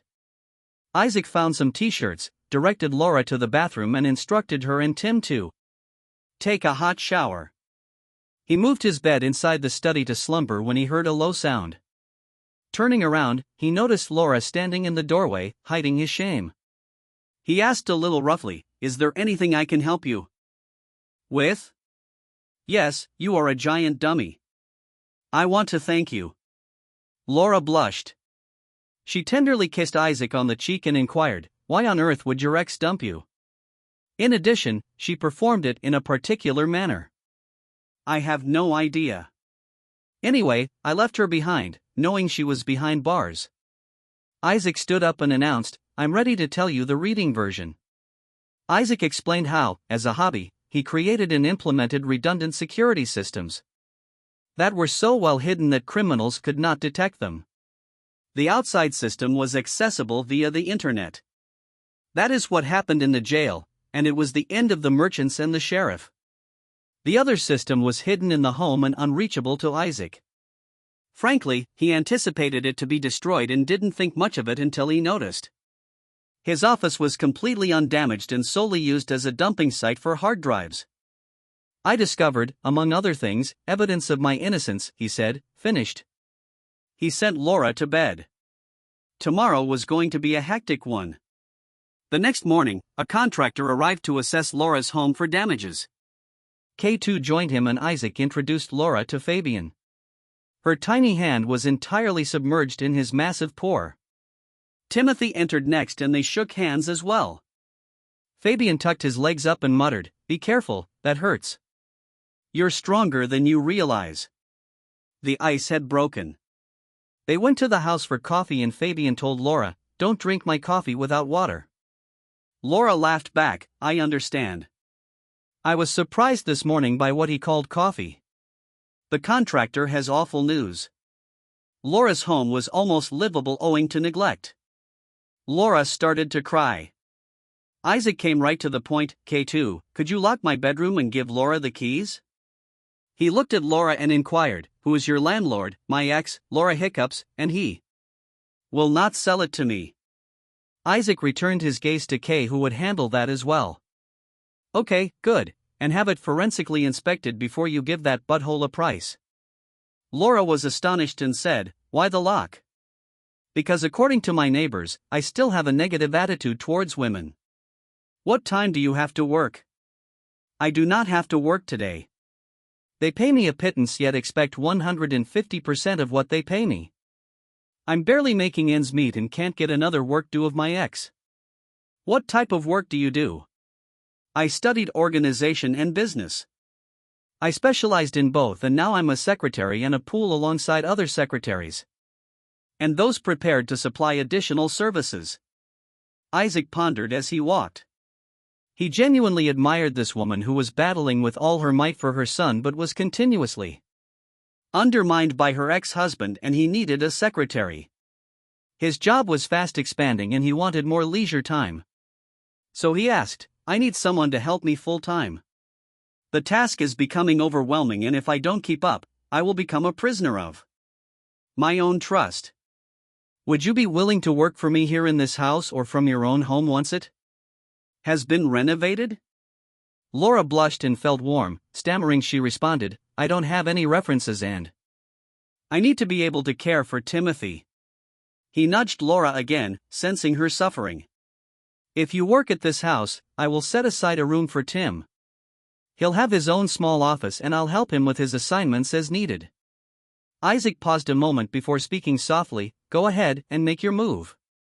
It will free up your time and benefit me as well. I'll be working with someone I already know. And you, like me? Asked Laura, very shocked. Why else would I be so concerned about you if you were just a neighbor? You'd book a room at a long-term hotel. Now please answer yes. Anna and Ben will work with you to decide on the details. Laura ran into Isaac's arms, embracing him and kissing his cheek. When do I start now? I suddenly want to decorate the house and do a variety of other things. I hope you will stay here while the house is being remodeled. Yes, Timothy will be pleased too. But first, I need to quit my old work. May I use your phone? Meanwhile, Timothy uncovered an ancient robot that Isaac had built as a hobby. It was one of the few intact items they had discovered in the house. He rushed over to Isaac holding it in his hands. Tim exclaimed, "What's this? Who built it?" Isaac smiled happily at the boy and replied, "I did. Let's find batteries and a remote control so you can play outside." 10 minutes later, the miniature robot arrived in the driveway, accompanied by the ecstatic yells of an 11-year-old boy. Isaac scheduled a babysitter for Tim, and an hour later, he and Laura were on their way to a huge shopping mall. I quit my work. They weren't happy and gave me a raise and additional work. Laura explained. Isaac responded by pulling out into the parking lot. I pray it is too little, too late. What do they offer? Laura observed a look of worry on the man next to her. She had a thought. Does he truly care? She felt herself become warm and for an extended period of time slightly moist, in a very different location than her mouth. Laura decided to tease him a bit by asking, "What do you have to offer?" Isaac didn't miss a beat. $4,000 per month clean, free rent, and my deepest gratitude. Deal? Laura exclaimed enthusiastically, but free rent? We don't have a house yet. Do not overlook Fabian's negotiation abilities, and no, he'll ask politely. Laura was astounded 2 weeks later by how quickly and efficiently the ex-con workers worked. She had already moved some of her possessions back into her. Now you are free to go home. However, she did so with considerable grief. Laura became very connected to this sometimes gloomy man. Their working relationship was well established. The day started with an hour-long aerobic and fitness training. It was a program Isaac had followed in prison under Fabian's supervision, and as a result, he had become a very fit man who wanted to stay that way. Laura struggled with the workouts at first, but she could already see a difference in her condition. She found the work to be difficult at times, but she was also learning to cope with it. Much like with the workouts. A few nights later, Tim revealed that he had a new math teacher. Laura didn't pay much attention, merely half listening to her son's cheerful conversation. She was wondering about Isaac, and whether there was any way she could express her emotions for him. She was surprised to see an automobile in her driveway and studied it for a few moments. The driver didn't get out, but her attention was drawn to Timothy, who was passionately discussing how he was developing his own robot, with Isaac's assistance, of course. Half an hour later, she peered out again and noticed that the car was still waiting there, with the driver still inside wondering why. She searched for it, walked up to the driver's side and knocked on the window. Thomas, often known as Tommy, had acquired a position as a math teacher at a school in her old area when her mother was sentenced to prison for perjury. Tommy needed to stop studying artificial intelligence and get a job there. She felt a twinge of jealousy as she heard him talk enthusiastically about developing a robot. She used to do it with her father until her mother went insane and became connected with the creeper. Later, as she was writing invitations to parent-teacher conferences, she discovered Tim's address. And her life fell apart. Could it be my father is assisting Tim? Did my father return to that house after everything that transpired there? She needed to find out. An hour later, she was sitting in the car with a small set of binoculars watching my father sit in front of his house. She was taken aback by how much older he appeared in comparison to the morning she had left for school, and she said her final goodbyes. She could not hold back her emotions, yet she was scared to approach him. Her mother wrote Isaac a letter shortly after his release, asking for forgiveness and asking if they could be friends in the future. Isaac's response came from his lawyer to her lawyer. "Only if you give me another 5.5 years of life, otherwise, keep away." There was a sudden knock on the window. Tommy was jolted out of her daydream and she rolled down the window in tears. The woman glanced at her and stated, "You're definitely not okay? Come inside to settle down a little, you can't drive right now." Tommy lost her footing for a time, allowing the woman to guide her inside. Tim had met her. "Hello, Miss Tommy, why have you come to see us?" Laura was taken aback but maintained her composure. "I am Laura Winstead, so you are." "Thomas, in a fashion, I teach Tim math at school." "Please call me Tommy." Laura had a light bulb moment. "What do you mean?" Tommy bowed and answered sadly. "Yes, my father, I hadn't seen him in almost 6 years," and collapsed to the floor. Laura lifted her up and seated her on the couch. She told Tim to fetch some water and then asked him to go to his room so they could talk. Tim instantly obliged and Laura turned to face Tommy. "We need to talk, but first, you're not fit to drive, so you are going to stay here tonight. If there is one thing I learned from your father, it is to help others when they are in need." Tommy gave a sigh of relief. She had finally found someone to chat to, albeit a stranger. She stared at Laura with a confused expression and Laura understood. She replied, "I know almost everything. Your father never revealed your involvement in the matter, only that you were adopted by Peter Ramsey Day." Tommy shook her head and added, "I was adopted. I refused. They eventually quit up after I realized what they had done to my father. I stopped speaking to my mother. I left that house when I became 18. I couldn't call it home anymore. But Hole and my mother split up soon after." Laura had to process this knowledge. Isaac was convinced that her daughter had been adopted. "After a while," she continued, "I believe we must find a way to persuade your father to accept you back into his life. I want him to be as happy as possible. He still has a picture of you in his desk drawer." Do you remember Laura's tone when she delivered her brief speech? Tommy had to look at her attentively to comprehend the reality. She touched Laura's hand and spoke quietly. "We have just known each other for a brief period, but one thing is clear to me. Do you adore him?" Laura, who was despondent, flushed and responded, "Yes, but I'm not sure if I have a chance with him. Maybe I can help you by telling you what I know about my father.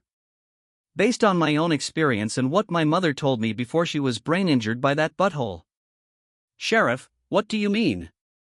"My mother once told me that below the shell and shine is a very shy man who does not want to impose himself on a woman in any way. The more he likes or loves her, the more he distances himself." Laura quickly brightened up. "Really? He's attentive. Do you suddenly have flowers on your desk?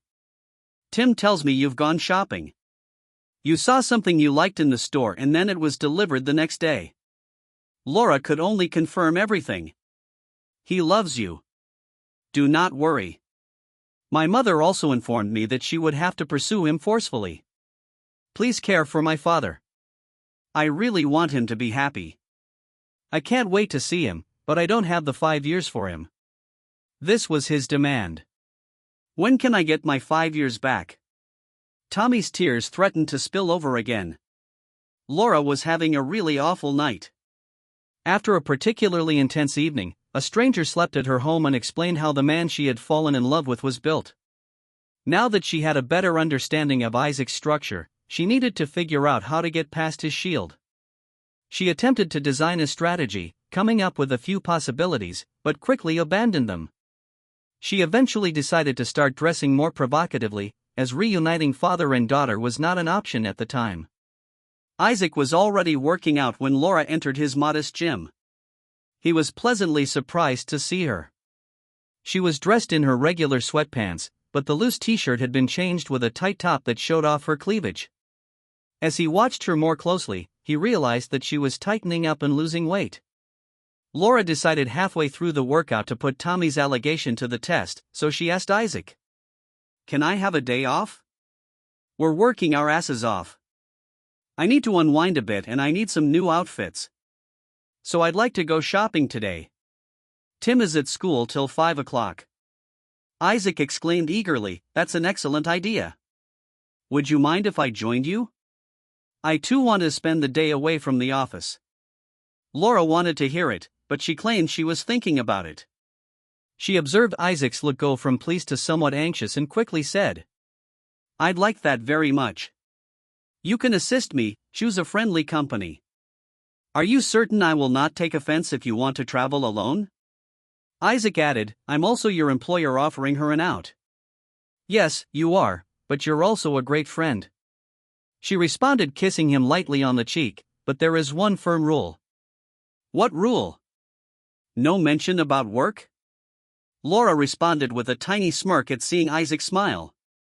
Laura thought, mission accomplished. Laura thought joyfully, "Now let's wrap up the training." "Yes, boss," Isaac joked. An hour later, the three of them were in the car, heading to Tim's school before dropping him off at the mall. They came early. Isaac and Laura took their time drinking coffee before going shopping. For Isaac, Laura forcefully informed him that he needed to get rid of his criminal image and start dressing nicer. Laura started having fun after Isaac was safely secured. She got rid of what she nicknamed Mama's Fat. She also grew more confident and relaxed, because she no longer had to worry about how she would get through the week financially. She smiled as she turned sideways to examine her new look in the fitting room mirror. She sighed as she looked at the second outfit, which was lovely but out of her price range. She returned it to the rack. She then proceeded to the sportswear area, entirely missing Isaac's motion to the saleswoman. After lunch, they had a disagreement about who would pay the bill. Of course, Laura lost. They walked back to the car, burdened with bags and boxes. Laura never saw the extra bag among the rest of their purchases, which included a bottle of her favorite perfume. Laura arrived home and unloaded the stuff she had purchased. Tommy had struck the mark. She felt herself getting warmer.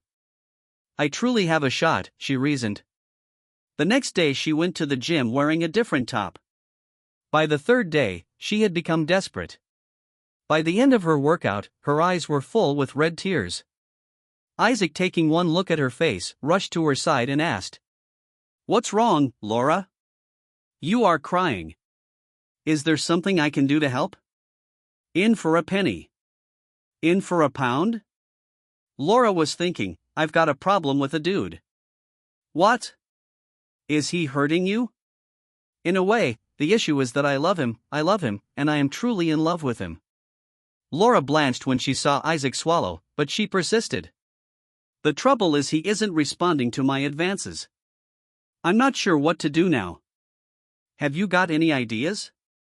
Isaac stammered. "Laura, you have gone to the wrong place for advice, but I will give it a shot. If this dude is that stupid, he should be knocked out. He will be incredibly foolish. It ignores you. You are intelligent, gorgeous, and have a large heart. Be as direct as possible. He will come to his senses." Isaac and Laura sit on the exercise bench. She blushed and continued, "I'll be as clear as I can. Isaac, would you make love with me here or in your bed?" To say Isaac was bewildered is an understatement. He stammered. "What about you? Do you mean me?" "Yes. You. You are a foolish man. You. Laura, do you love me? Really?" Her nod and smile made him smile in return as he grasped the truth. "Oh, that makes me very happy. Laura, please believe me. I adore you too. I have adored you since you were sitting in bed at the doorway. So why didn't you tell me?" "You're a fool." "I could not. Laura, I am both your employer and your master. When I originally helped you, I promised there would be no obligation or money. Just a friendly greeting and a cup of coffee. Once in a while is plenty. Remember, sometimes you are too nice for your own good. Now that the problem has been resolved, the question remains here or in the bedroom. At the same time, they dashed to the bedroom. Much later, the delighted couple lay on the crumpled bed. Laura was encouraging Isaac to get up. After they'd just taken a snooze. Isaac. It is time to fetch him up from school. So one of us should go take a shower. I'll shower first, then go fetch him. She pulled up to the school. Tim had already waited for her in the presence of Tommy. She stepped over and ushered Tim into the vehicle. Tommy smirked slightly and pronounced, "Looks like you've got your man. Is it the other way around?" You were just acting strangely while walking around. Laura laughed aloud and purred. Thank you for sharing a little bit about your father. You were very correct. Laura's window of chance opened 6 weeks later. They practiced in the mornings as usual. But Laura was noticeably tired. Isaac began paying closer attention to her. Later next morning, she refused a cup of coffee, preferring tea. And as someone walked by with a cheddar sandwich, she had to rush to the restroom. Seeing this, Isaac realized he'd had enough. Laura returned from a surprise visit. He told her he'd take the day off because he still needed to see a customer. However, the latter was a massive white lie. As soon as Laura disappeared into her house, he drove to a mall with a good jeweler. Laura felt slightly better the next morning, but she excused herself from her workout due to a sickness. She had a nice night's sleep and arrived at her around 9 a.m. She anticipated to find Isaac at his desk, but someone informed her that he was in the workshop. That seemed weird. He always goes there in the afternoons. And he did not even say hi. What's happening here? She hesitated for a moment before walking over to her desk. She found 2 small numbered boxes, 1 and 2. Opening the first, she discovered a lovely antique pocket watch with a gold chain. There was a note underneath the watch. She opened the paper and began reading. Time flies and life is too short to waste. The employer is considering whether his PR will allow him to propose to her. He believes she is lovely on the outside and inside, and that she will become even more beautiful in the future. Laura's hands trembled as she felt everything heated inside. She unwrapped the second gift. Inside, she discovered 3 different pregnancy tests. She could feel the fire spreading throughout her body. Pregnant. Isaac was the first to discover how they had entirely forgotten about contraception. She thought pleasantly. He appeared to accept it easily, perhaps even loving it. Laura was still perplexed and her thoughts were going in circles. Happiness, anxiety, and amazement. Everything was competing for a space in her imagination. She stood there till she heard a soft cough and turned around. She noticed Isaac standing in the doorway. She reddened again, reaching the depths of her cleavage. She responded modestly. Yes, my employer is permitted to make the offer silently. He took her hand and led her outside into the sunshine. He questioned her loudly and clearly. Laura went. Stud, will you honor me by becoming my wife? Yes, you fool. You did not need to make a formal request. I would have said yes otherwise. That's when she realized that about 100 men and women had observed this minor incident. When he carefully placed the palladium engagement ring with the emerald-cut diamond on her finger, there was a loud clapping. My God! She exclaimed. It's beautiful. Tim approached her holding a bottle of champagne and 2 flutes. Isaac addressed the bride-to-be. I made a bet. Yes, as you can see. Isaac then turned to the others and said, everyone here may have a glass in the garden. When the feast ended, Isaac and Laura traveled to Isaac's house. Laura was fed up with all the emotions. Congratulations and handshakes. They made themselves at ease in the living room and gazed out the large window at the forest. Isaac inquired after they had sat silently enjoying each other's company for some time. Where do you want to live? Could you live here in the ruins of my previous life? Should I build us a new home? This house needs serious repairs as is. Especially since you are pregnant. What do you want to do with your old house? There are a lot of questions. I like this house. It's spacious, roomy, and full of happy memories. If I can help with the renovations, please stay here. As for my old house, it's yours. So why ask me? When Fabian bought it, I decided to put the papers in your name. It's up to you to decide. But I'd hate to involve unknowns. So I'm asking if you know anyone or anyone who likes living there. If you want to sell it, I'll just buy it from you. And you'll just have to decide. Isaac smiled. A chance. A big chance flashed through Laura's mind. But it's an easy one right now. Isaac would give his consent immediately. If I asked him to jump off the cliff at this moment, he would do it without hesitation. You don't want him to feel manipulated, do you? Her heart raced. But she replied outwardly, calmly. I'll have to think about it. Maybe I know someone. The next day after lunch, Tim was excused from class, and Isaac and Laura decided to have an early lunch. Picked him up and head to the park. Isaac talked about what he wanted to change in and around the house. He wanted to add a pool with jets, so he could relax or swim properly, and a balcony with a door to the bedroom. He suggested building an attached cabin for Tim, first with a door to the main house, and then with its own entrance. There were a few other things, but nothing substantial. When everything was ready, Isaac asked if Laura already had a candidate for her house. Laura nodded affirmatively and took a deep breath. Yes, there is. And I really hate to offer it to you. Can you promise me that you will listen to me first? Think about it and only then answer. Please trust me on this.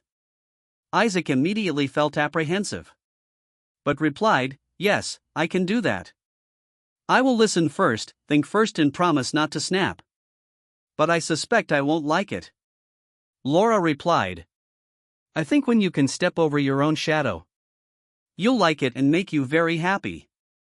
Right now it's nothing. You know Tim has a new math teacher, don't you? And he really likes her. Isaac only nodded. She desperately needs somewhere to live. The house she's living in now is in foreclosure, and she has to move out within 2 weeks. Isaac asked, and what's the problem? Her name is Thomas in a manner, and I emphasize manner, not Ramsday, as you always thought. Isaac sat stunned, mouth open, but unable to make a sound. Finally, almost exploding, he asked, what? Laura intervened, you promised. You're right, he muttered. Laura took Isaac's hand and in a soft voice began to explain. She never knew what they were doing to you. She thought the makeup artist was working on her portfolio. Her testimony was falsified by Ramsday. Every time she went to the authorities to complain and wanted to see you and release you, she was denied because of Ramsday. The judge was on Ramsday's payroll. And before you were sentenced, even your ex-wife thought it was only to force you into submission. As Laura spoke, Isaac's face turned different colors. Red, purple, white. And when she finished, he was ashy. She shook his hands and looked at his face, and saw tears streaming down his cheeks. Isaac whispered, poor thing. What do we do now? Confusion reigned in his mind. All he could think was almost 7 years lost. Laura kissed him gently and lovingly, to bring Isaac out of his personal hack. Finally, he snapped back. Ramsday will pay for this and it's going to be a very big bill. Don't do anything stupid, please. I don't want the father of our child. Yes, all 3 tests were positive. That was another thing I wanted to tell you. Where was I? The father of our child is back in jail. That's not going to happen. I'm not going to do anything illegal with that jerk. But what are we going to do about Tommy? Leave that to me. Can you get home in an Uber? I am capable of exceeding that. The contractor is going to drive me back. He must begin with a quote for the house's repairs. If you agree, Laura let out a smile. Your suggestion sounded amazing. You have my total trust. Now I'm out to pick up Tim and Tommy. She approached the school. Tim and Laura burst in. Can you give Miss Manor a call? Tim bolted again and returned a few minutes later. With Tommy, who seemed concerned. Laura grinned and purred as much as she could. To relieve the strain. I actually have a house for you that I can afford. Laura said something. Yes, effortlessly. We'll hop in and take a look right away. Yes, why wouldn't you? Tommy made her mind up. She couldn't help but trust the woman. And got into the car. Laura returned home. Tommy looked perplexed as they approached Laura's house. Laura exclaimed, "Here's your new house," as Tim rushed out of the car to enter. Tommy had no idea what was going on. What the heck is going on? This is your home. No, I'm getting married, which you can't afford. Literally, all you have to do is meet the owner. Tommy was hesitant. I'm not going to sleep with him, she screamed. Laura let out a hearty laugh. No, darling, he wouldn't think about it. Tommy is still in shock. She inquired as to when she will meet your mysterious host. And when can I start moving in? Laura's look was intense. For the time being, we'll just have to walk to the house next door. By the way, Tim and I, as well as our little bambino, will be residing there. Finally, the quarter decreased. Laura took enormous delight in staring at Tommy. Her mouth opened, then closed again, only to make an incoherent sound. She turned from white to red, and was eventually able to stammer. My, and mine, your dad? Yes, he is eager to meet you. We are getting married since your younger half-brother or sibling is on its way. Laura exclaimed joyfully. Tommy felt a wide range of emotions, including joy at having a decent location to live. She is overjoyed to be able to meet her father, and surprised to be a big sister. But there was also exhilaration, because she hadn't had anything to say to her father in nearly 7 years. She had practiced complete speeches and created scenarios for their reunion, but she couldn't think of a single one. Laura took Tommy's hand and gently nudged her toward the house she had taken over. Tim dashed ahead, knocking loudly on the door as he always did. Isaac opened it with nervousness. Good day, big boy. Is it just you? Tim got up and said, No, Mom is coming with my math teacher. She's going to live with us. Really? Isaac stared at the 2 women and exclaimed. What a sight!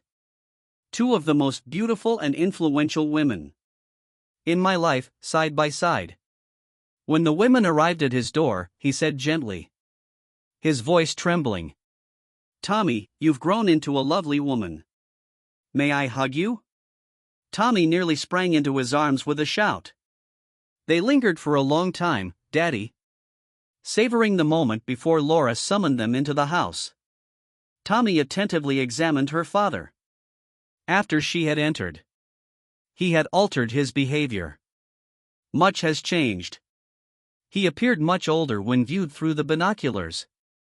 That was to be anticipated. However, he appeared to have aged considerably more than 7 years. Wrinkles had formed on his face, particularly around his eyes, giving him a sad expression. She remembered her father usually appearing a touch mushy around the waist. She realized there was no softness at all, muscle, bone.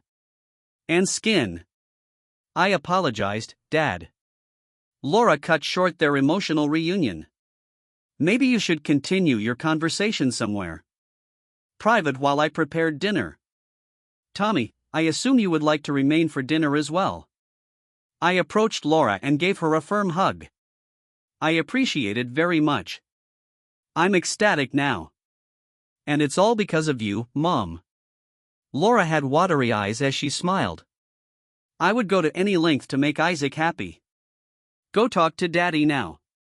Isaac and Tommy made themselves at home in the living area, which had comfy seating and side tables in one corner. Isaac offered Tommy a soft drink and stated that the only alcohol available in prison was what they prepared themselves. I never picked it up. And when I got out, I figured I didn't need it. However, I don't mind if the others drink. Tommy nodded and she replied, I'm not sure where to start. Are you really going to offer me Laura's house? There are several difficulties that come to mind. Isaac let out a quiet laugh. That has crossed my mind. The only issue that could occur is the restraining order that she has against me. When she gets out of jail, I understand. She will have nowhere to live. You have a lot of space. Pay close attention, Tommy. You live here because you are Laura's tenant. As a result, I am unable to prohibit you from hosting guests and I refuse. But, and that is the only one. However, it is your mother. Keep your distance from me. I do not want her to be around me. That includes my garden and the front entrance. She does not belong here. When I see her on the street, I will ignore her. If you can live with it, the rest of the inquiry is skipped. I know, Dad. It will only be till she is able to stand up again. There are several other causes. I don't want Mom to be with me indefinitely. Isaac raised an eyebrow, but kept quiet. Tommy let out a long breath and purred. My boyfriend and I have a really serious relationship. I require space and solitude. And actually, we haven't gotten along since she became obsessed with that jerk. I hope Mom finds a job and a place to live soon. Isaac picked up on that and replied. Is she still working in accounting? Maybe I can get her a job. She should be able to afford to pay her rent. I paid about $500,000 to get rid of her. Something should be left over from it. Sorry, Dad. That butthole ripped her apart. And the butthole is entirely broken.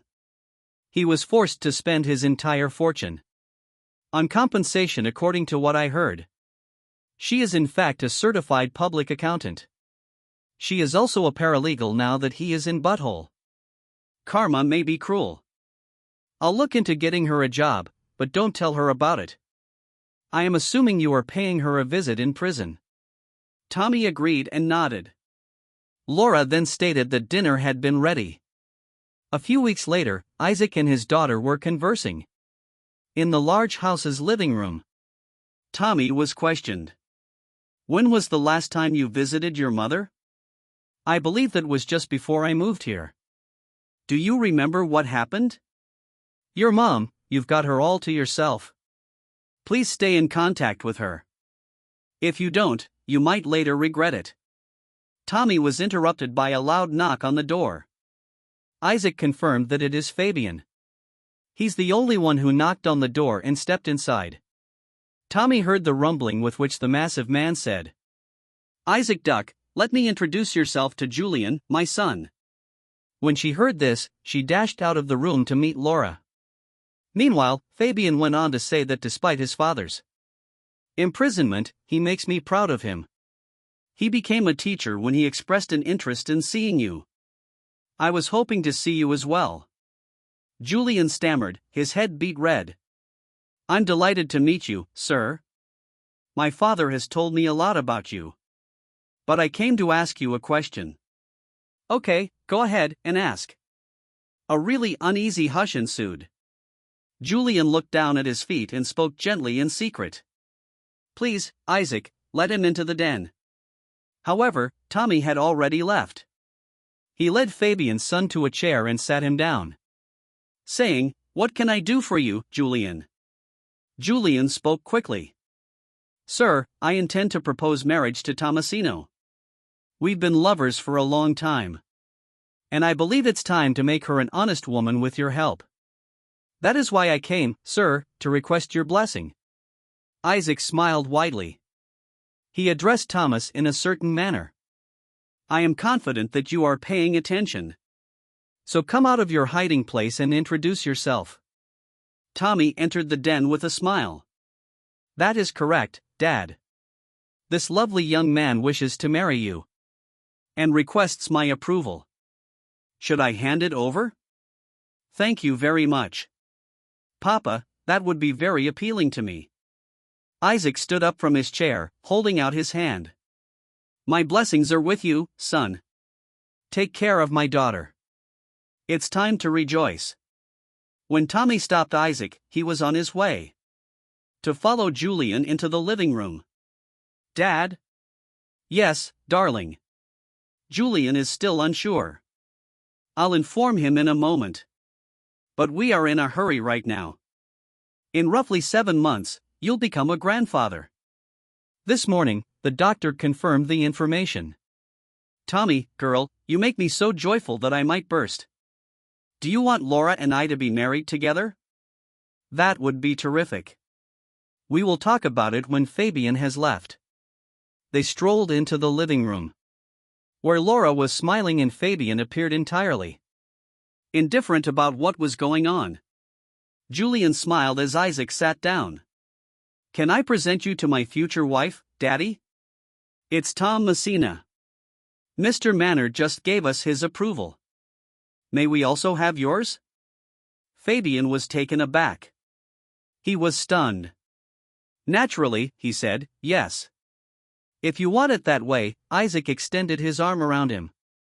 "Come on, big buddy. We formed a family, not just in one sense, either." Who would have guessed it across from them? Julian had a perplexed expression. Tommy smiled as he spoke to Julian. "Yep, you're going to be a father." When we agreed to stay together, we also decided to have children while we were young. As a result, we gave up using condoms.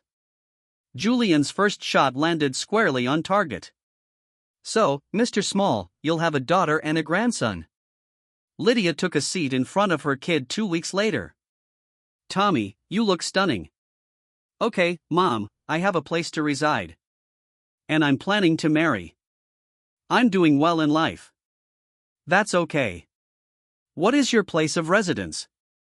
When is the wedding happening?" She gave the location and liked seeing her mother's face light up when she recognized it. "It's not far from Isaac's old home." "How are you going to pay for this?" "It's adjacent to Dad's. He continues to reside there. When I discovered him, we were reunited." Despite herself, Lydia got fascinated. "What method did you use to find him?" "It was all luck. His roommate, son, Laura, was one of my students. He showed me the small robot and explained that he had built it with his neighbor. When I saw the address, I went to investigate. Laura noticed me following her and approached me asking what I was doing. I explained and she and I communicated a few weeks later. To address your inquiry, I'll claim that my father owns all 5 homes in this area. That is why I am able to afford it." Lydia fell silent, attempting to process the information she had just heard. She inquired tentatively, "When exactly is the wedding taking place?" "We are awaiting your release from jail. You are invited because you are still technically my mother." Lydia's expression brightened. She would see Isaac again. And he couldn't say no to his daughter's wedding. Perhaps she'd try to speak with him. Who knows what will happen? She inquired about it with her daughter. "Can I stay with you once I've been released? I have nowhere to go. The house has already been sold. I'm also looking for a new employment." Tommy breathed deeply. She didn't want Lydia to know that her father had already handled the situation. She just answered, "You are welcome to live with me until the baby arrives. I will need a room by then." In terms of employment, Have you contacted the ex-con service? they specialize in assisting convicted individuals In obtaining employment or starting a business. This is your child. Are you having a baby? Why didn't you tell me that right away? Based on how you're talking to me, I believe you are still upset with me. Are you unable to forgive me? Tommy was taken aback for a time. She actually does. That's foolish, she said, her rage unchecked. Mom, I only have one because Dad tells me so. Mom and I must keep in touch. Otherwise, you'd have seen me the last time you went to jail. You cost me more than 6 years with my father. And why is this the case? You were too selfish and cowardly to do what was right. And while we're on the subject, I talked a lot about everything with my father's girlfriend. I have no idea how you fell for that butthole. When you had my father, how did you accomplish that? Lydia was the next to be taken aback by the onslaught. She maintained her silence. She knew she was going to have to deal with some significant difficulties with Tommy. Isaac had a girlfriend, which surprised her. She never imagined Isaac would be able to transition to a new life so swiftly after being released. She also didn't expect him to return to the house that had caused him so much grief, knowing that it had been trashed since she had visited after her split from Peter. She also questioned how he had come up with so much money to refurbish it. Lydia went back to her cell when Tommy left. Tommy's harsh comments were still ringing in her head. She had left Peter almost immediately when it became evident that she had been plagued and the money had vanished. He wanted Isaac out of the way, not only because he needed her, but also because he required a location for his smuggling activities. Lydia had attempted to be a good mother to Tommy and assumed Tommy's nearly antagonistic attitude toward her was due to puberty. She realized how much she had upset her daughter, who appeared to be much more attached to her father than she had previously imagined. Tommy's comments had shattered her soul. Lydia was furious that Tommy was pregnant, but hadn't told her she announced her wedding shortly after. Lydia understood she had a massive chasm to cover before Tommy would open up to her again. Lydia sat in her room at Tommy's. It wasn't a warm greeting, but it was welcome nonetheless. Tommy did not hug her, but he did say, "Welcome back, Mom, you're a guest here. I'd like to introduce you to Julian Small, my future husband and child's father." Tommy moved on once the introductions were made. "You are welcome to utilize everything in this house while hunting for work. You are welcome to use the laptop I placed in your room. Have you already contacted ex-cons?" Lydia stared down at her feet and said, "I tried, but they weren't interested in me. I seems to have been banned.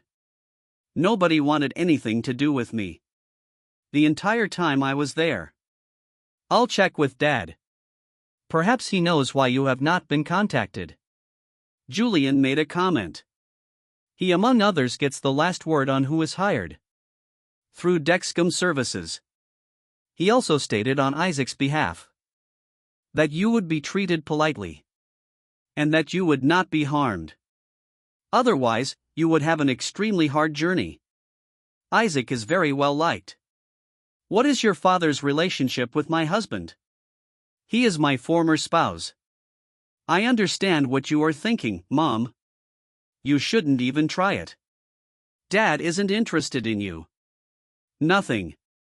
Do you see what I mean? Tommy cut her off aggressively, phrasing it more like a command than a question. Julian continued his narration about Isaac and Fabian. Lydia had another piece of the puzzle fit together. That's why she found it easy. It was as simple as it could have been. She decided to unwind for a while. But deep inside, she yearned to be with Isaac again. Tommy knocked on Lydia's door and notified her of a visitor. Lydia went downstairs, shocked. In the corridor, there was a large man. Julian was taller than him. But this man was twice as wide. Gaurav turned around and greeted everyone. In a low ringing voice. "Hello, everyone. This is Fabian Small. Julian informs me that you did not receive a response to your job application." "Yes, exactly. Everyone was avoiding me like the plague. You should be avoided." "Yes, exactly. Your association with Peter Ramsgate exposes you to risk. That's why I wanted Isaacs to come out about it. He was conscious of his responsibilities. He was in charge of the evidence. That led to your detention. When Ramsdale discovered who had given the proof, that led to his eventual demise. He began threatening you and my future daughter-in-law. So we had to isolate you. Now I understand you're looking for work. Is this accurate?" "Yes, I was a certified public accountant. And paralegal until we were both jailed." "Paralegal accountant, good, good. I own and operate a firm that provides security services and systems. My firm and trust are both ex-convict investors. A financial expert is required. I am able to provide you a reasonable income. We are hiring you for a month. Following that, if you demonstrate your capability and compatibility with our personnel, you will be assigned a specific contract and provided with housing. It's free to rent. There is one requirement under the no. Are you going to contact Isaac? I'm your immediate manager. Can you agree? Do I really have no choice? I am in agreement without a doubt. You have a choice, refuse." Lydia was silent for a little period. She was taken aback by Isaac's lack of interest in her, despite the fact that he cared about her immediate needs. Fabian was asked about it. "The solution is straightforward. This is what we strive to provide for all ex-prisoners. The sole exception is that Isaac will have nothing to do with you for obvious reasons." Lydia was stunned once more, this time by the direct, even aggressive response. "I agreed to the demands," she murmured with a trembling voice. Fabian hadn't expected anything else, so he said, "Good. Julian will drop you off at our office tomorrow to sign contracts and go through the human resources process. We will arrange for you to hire a compact automobile. We have a garage available to supply employees with a quality car at a reasonable price. That's it for next month." With that, Fabian said farewell and walked away, leaving Lydia perplexed. She stood up and was ready to head back to her room when she noticed the binoculars. She looked up and noticed that Fabian had just entered Isaac's house and was hailed by her ex-husband. She didn't have enough time to have a good look at Isaac, so she put the binoculars next to the window. She started making a list of needs for a new beginning in her life. Lydia noticed the sound of a car approaching on the street. When it was nearly dark, Tommy and Julian were out to supper, so they wouldn't be home for long. Looking out the window, she noticed that the car had come to a stop in front of Isaac's door. She saw Isaac exit the car and then saw a pregnant woman with light brown curly hair hugging her ex-husband. Sparks were visible between them even through the binoculars. She envied this woman and was simultaneously resentful, angry and lost. This should be her hubby at home. She took some time to realize what had happened. After all, she was the reason that woman was standing on the porch as well as the lantern's illumination. She is not herself and is hopeless. She settled onto a seat. Lydia understood she had made a terrible mistake. But there has to be a way to get back into Isaac's heart. Lydia sought to learn as much about Isaac as possible with only 2 weeks till Tommy's wedding. The binoculars assisted. She saw Isaac's face, graying hair, straight posture, and skinny figure. She could see him conversing with the youngster. "Isn't it Timothy?" She was unable to control herself, and felt the stab of envy once more. Isaac was so skilled with children that she tried to find out more about Isaac's pregnant mistress from Tommy but was repeatedly turned down. Tommy, Julia, and Fabian all ignored her inquiries. Her questions were also not answered directly. Lydia was surprised to learn the day before Tommy's wedding that Isaac and Laura were also marrying. She couldn't turn down Tommy's wedding invitation, but the prospect of having to attend her ex-husband's wedding was a direct blow to her ego. Her heart was broken. Her aspirations of reconnecting with Isaac had vanished. That idiot was carrying Isaac's offspring. Why hadn't she considered that before? She felt like a complete fool. Lydia turned around and gave final directions to the movers who were transporting her possessions to the residence furnished by his ex-con. Isaac had granted Lydia permission to attend the wedding, an after-party at his and Laura's house. There was dinner and then there was a band and dancing. The dinner was held in a welcoming setting. The cuisine was outstanding. Lydia was placed between two young men who animatedly talked music and theater with her. When the dance started, Lydia sat in a corner, disheartened by the festivities. She was amazed by how little alcohol was consumed. The traditional dances commenced, the wedding couple. The bride's father was present, as was her mother. Julian was glancing at Isaac, who nodded silently. Julian turned to face Lydia. "Ma'am, would you be so kind as to perform this dance for me?" I kindly inquired. Lydia rose, took Julian's hand and stepped out into the dance floor. She felt better as they danced. She enjoyed dancing but had not done so in years. Julian was also a skilled dancer. She watched Tommy and Laura talking to Isaac, who was nodding but appeared troubled. From the corner of her eye, the dance with Julian had concluded, and she was ready to retreat back into her corner, when she felt a tap on her shoulder. She turned and stared up into Isaac's eyes. When she got closer, she observed his eyes wrinkled, deep and sad, as if they had experienced a lot of suffering. What is going on with him? She contemplated. It finally hit her. It's I.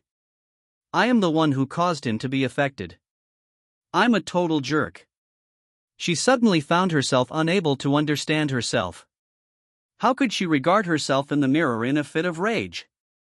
She had put this man through hell, and had the audacity to be envious that he had escaped the curse she had cast.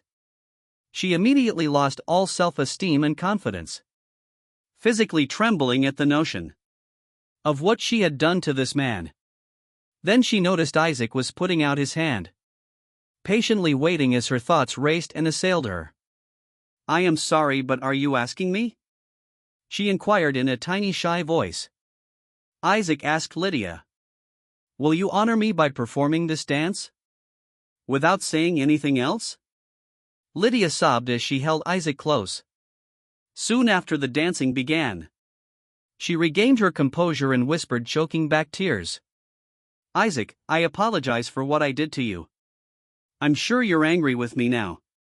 "I sincerely apologize." "Isaac, I can't give you your years back," Lydia responded. "I'm pleased you're sorry, but we're dancing because the two people I care about the most have requested me to show you some compassion. I did a little of what you did for me at one point. You sensed some of my pain.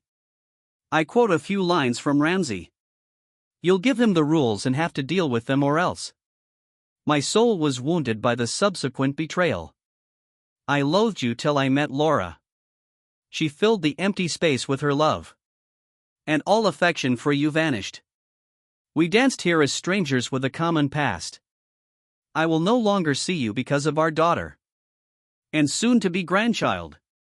But it will take a long time before I can call you a friend. Mind you, I have 2 gatekeepers who will be monitoring you like hawks. With razor-sharp claws they will not be afraid to use. If you try to do anything they think is wrong for me. Let's have fun together now. Lydia nearly breathed the touch of the guy. She had once forgotten. She was a romantic. He had an unusual feeling. He had previously been a touch soft, the feel. His shoulders were bony and stiff. His gait and motions demonstrated strength and endurance. She reflected on how capable he had been between the covers and marveled at her own foolishness. She had finally paid for it. Oh, extremely high and awful price.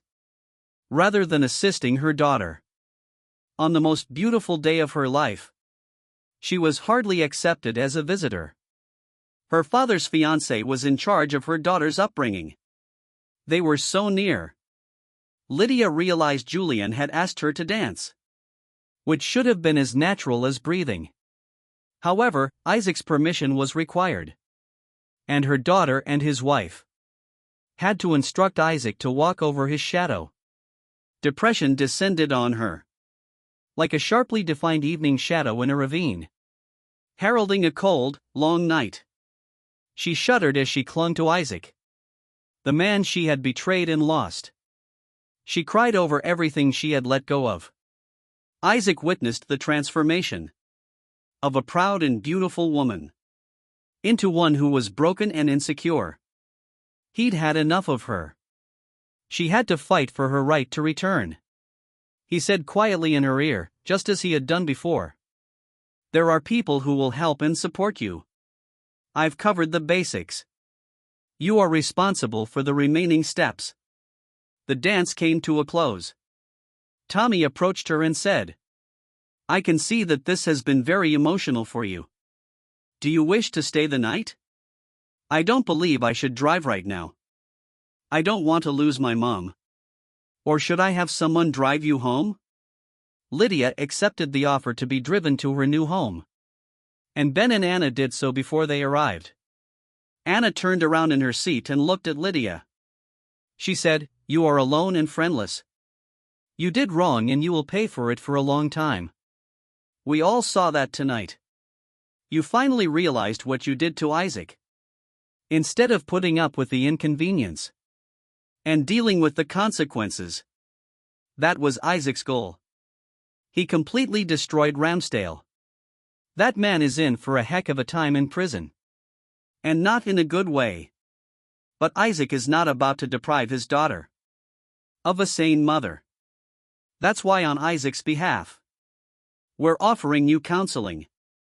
It will help you understand why you went down the wrong path and deal with the consequences. All you have to do is think about it. And if you agree, tell Fabian. When Lydia arrived, she entered the dark house, took off her coat and sank down on the sofa there. In the darkness, she was released. She began to sob as all her emotions swept over her. Remorse and a deep sense of loss came to the forefront. And it was all her fault. Isaac had been hurt, but had moved on and found new happiness. Now it was up to her to try to do the same. Thank you for listening to today's story. If you enjoyed this essay, please like it and subscribe, if you have not already done so. If you have a story to tell about your or another person's situation, please contact me.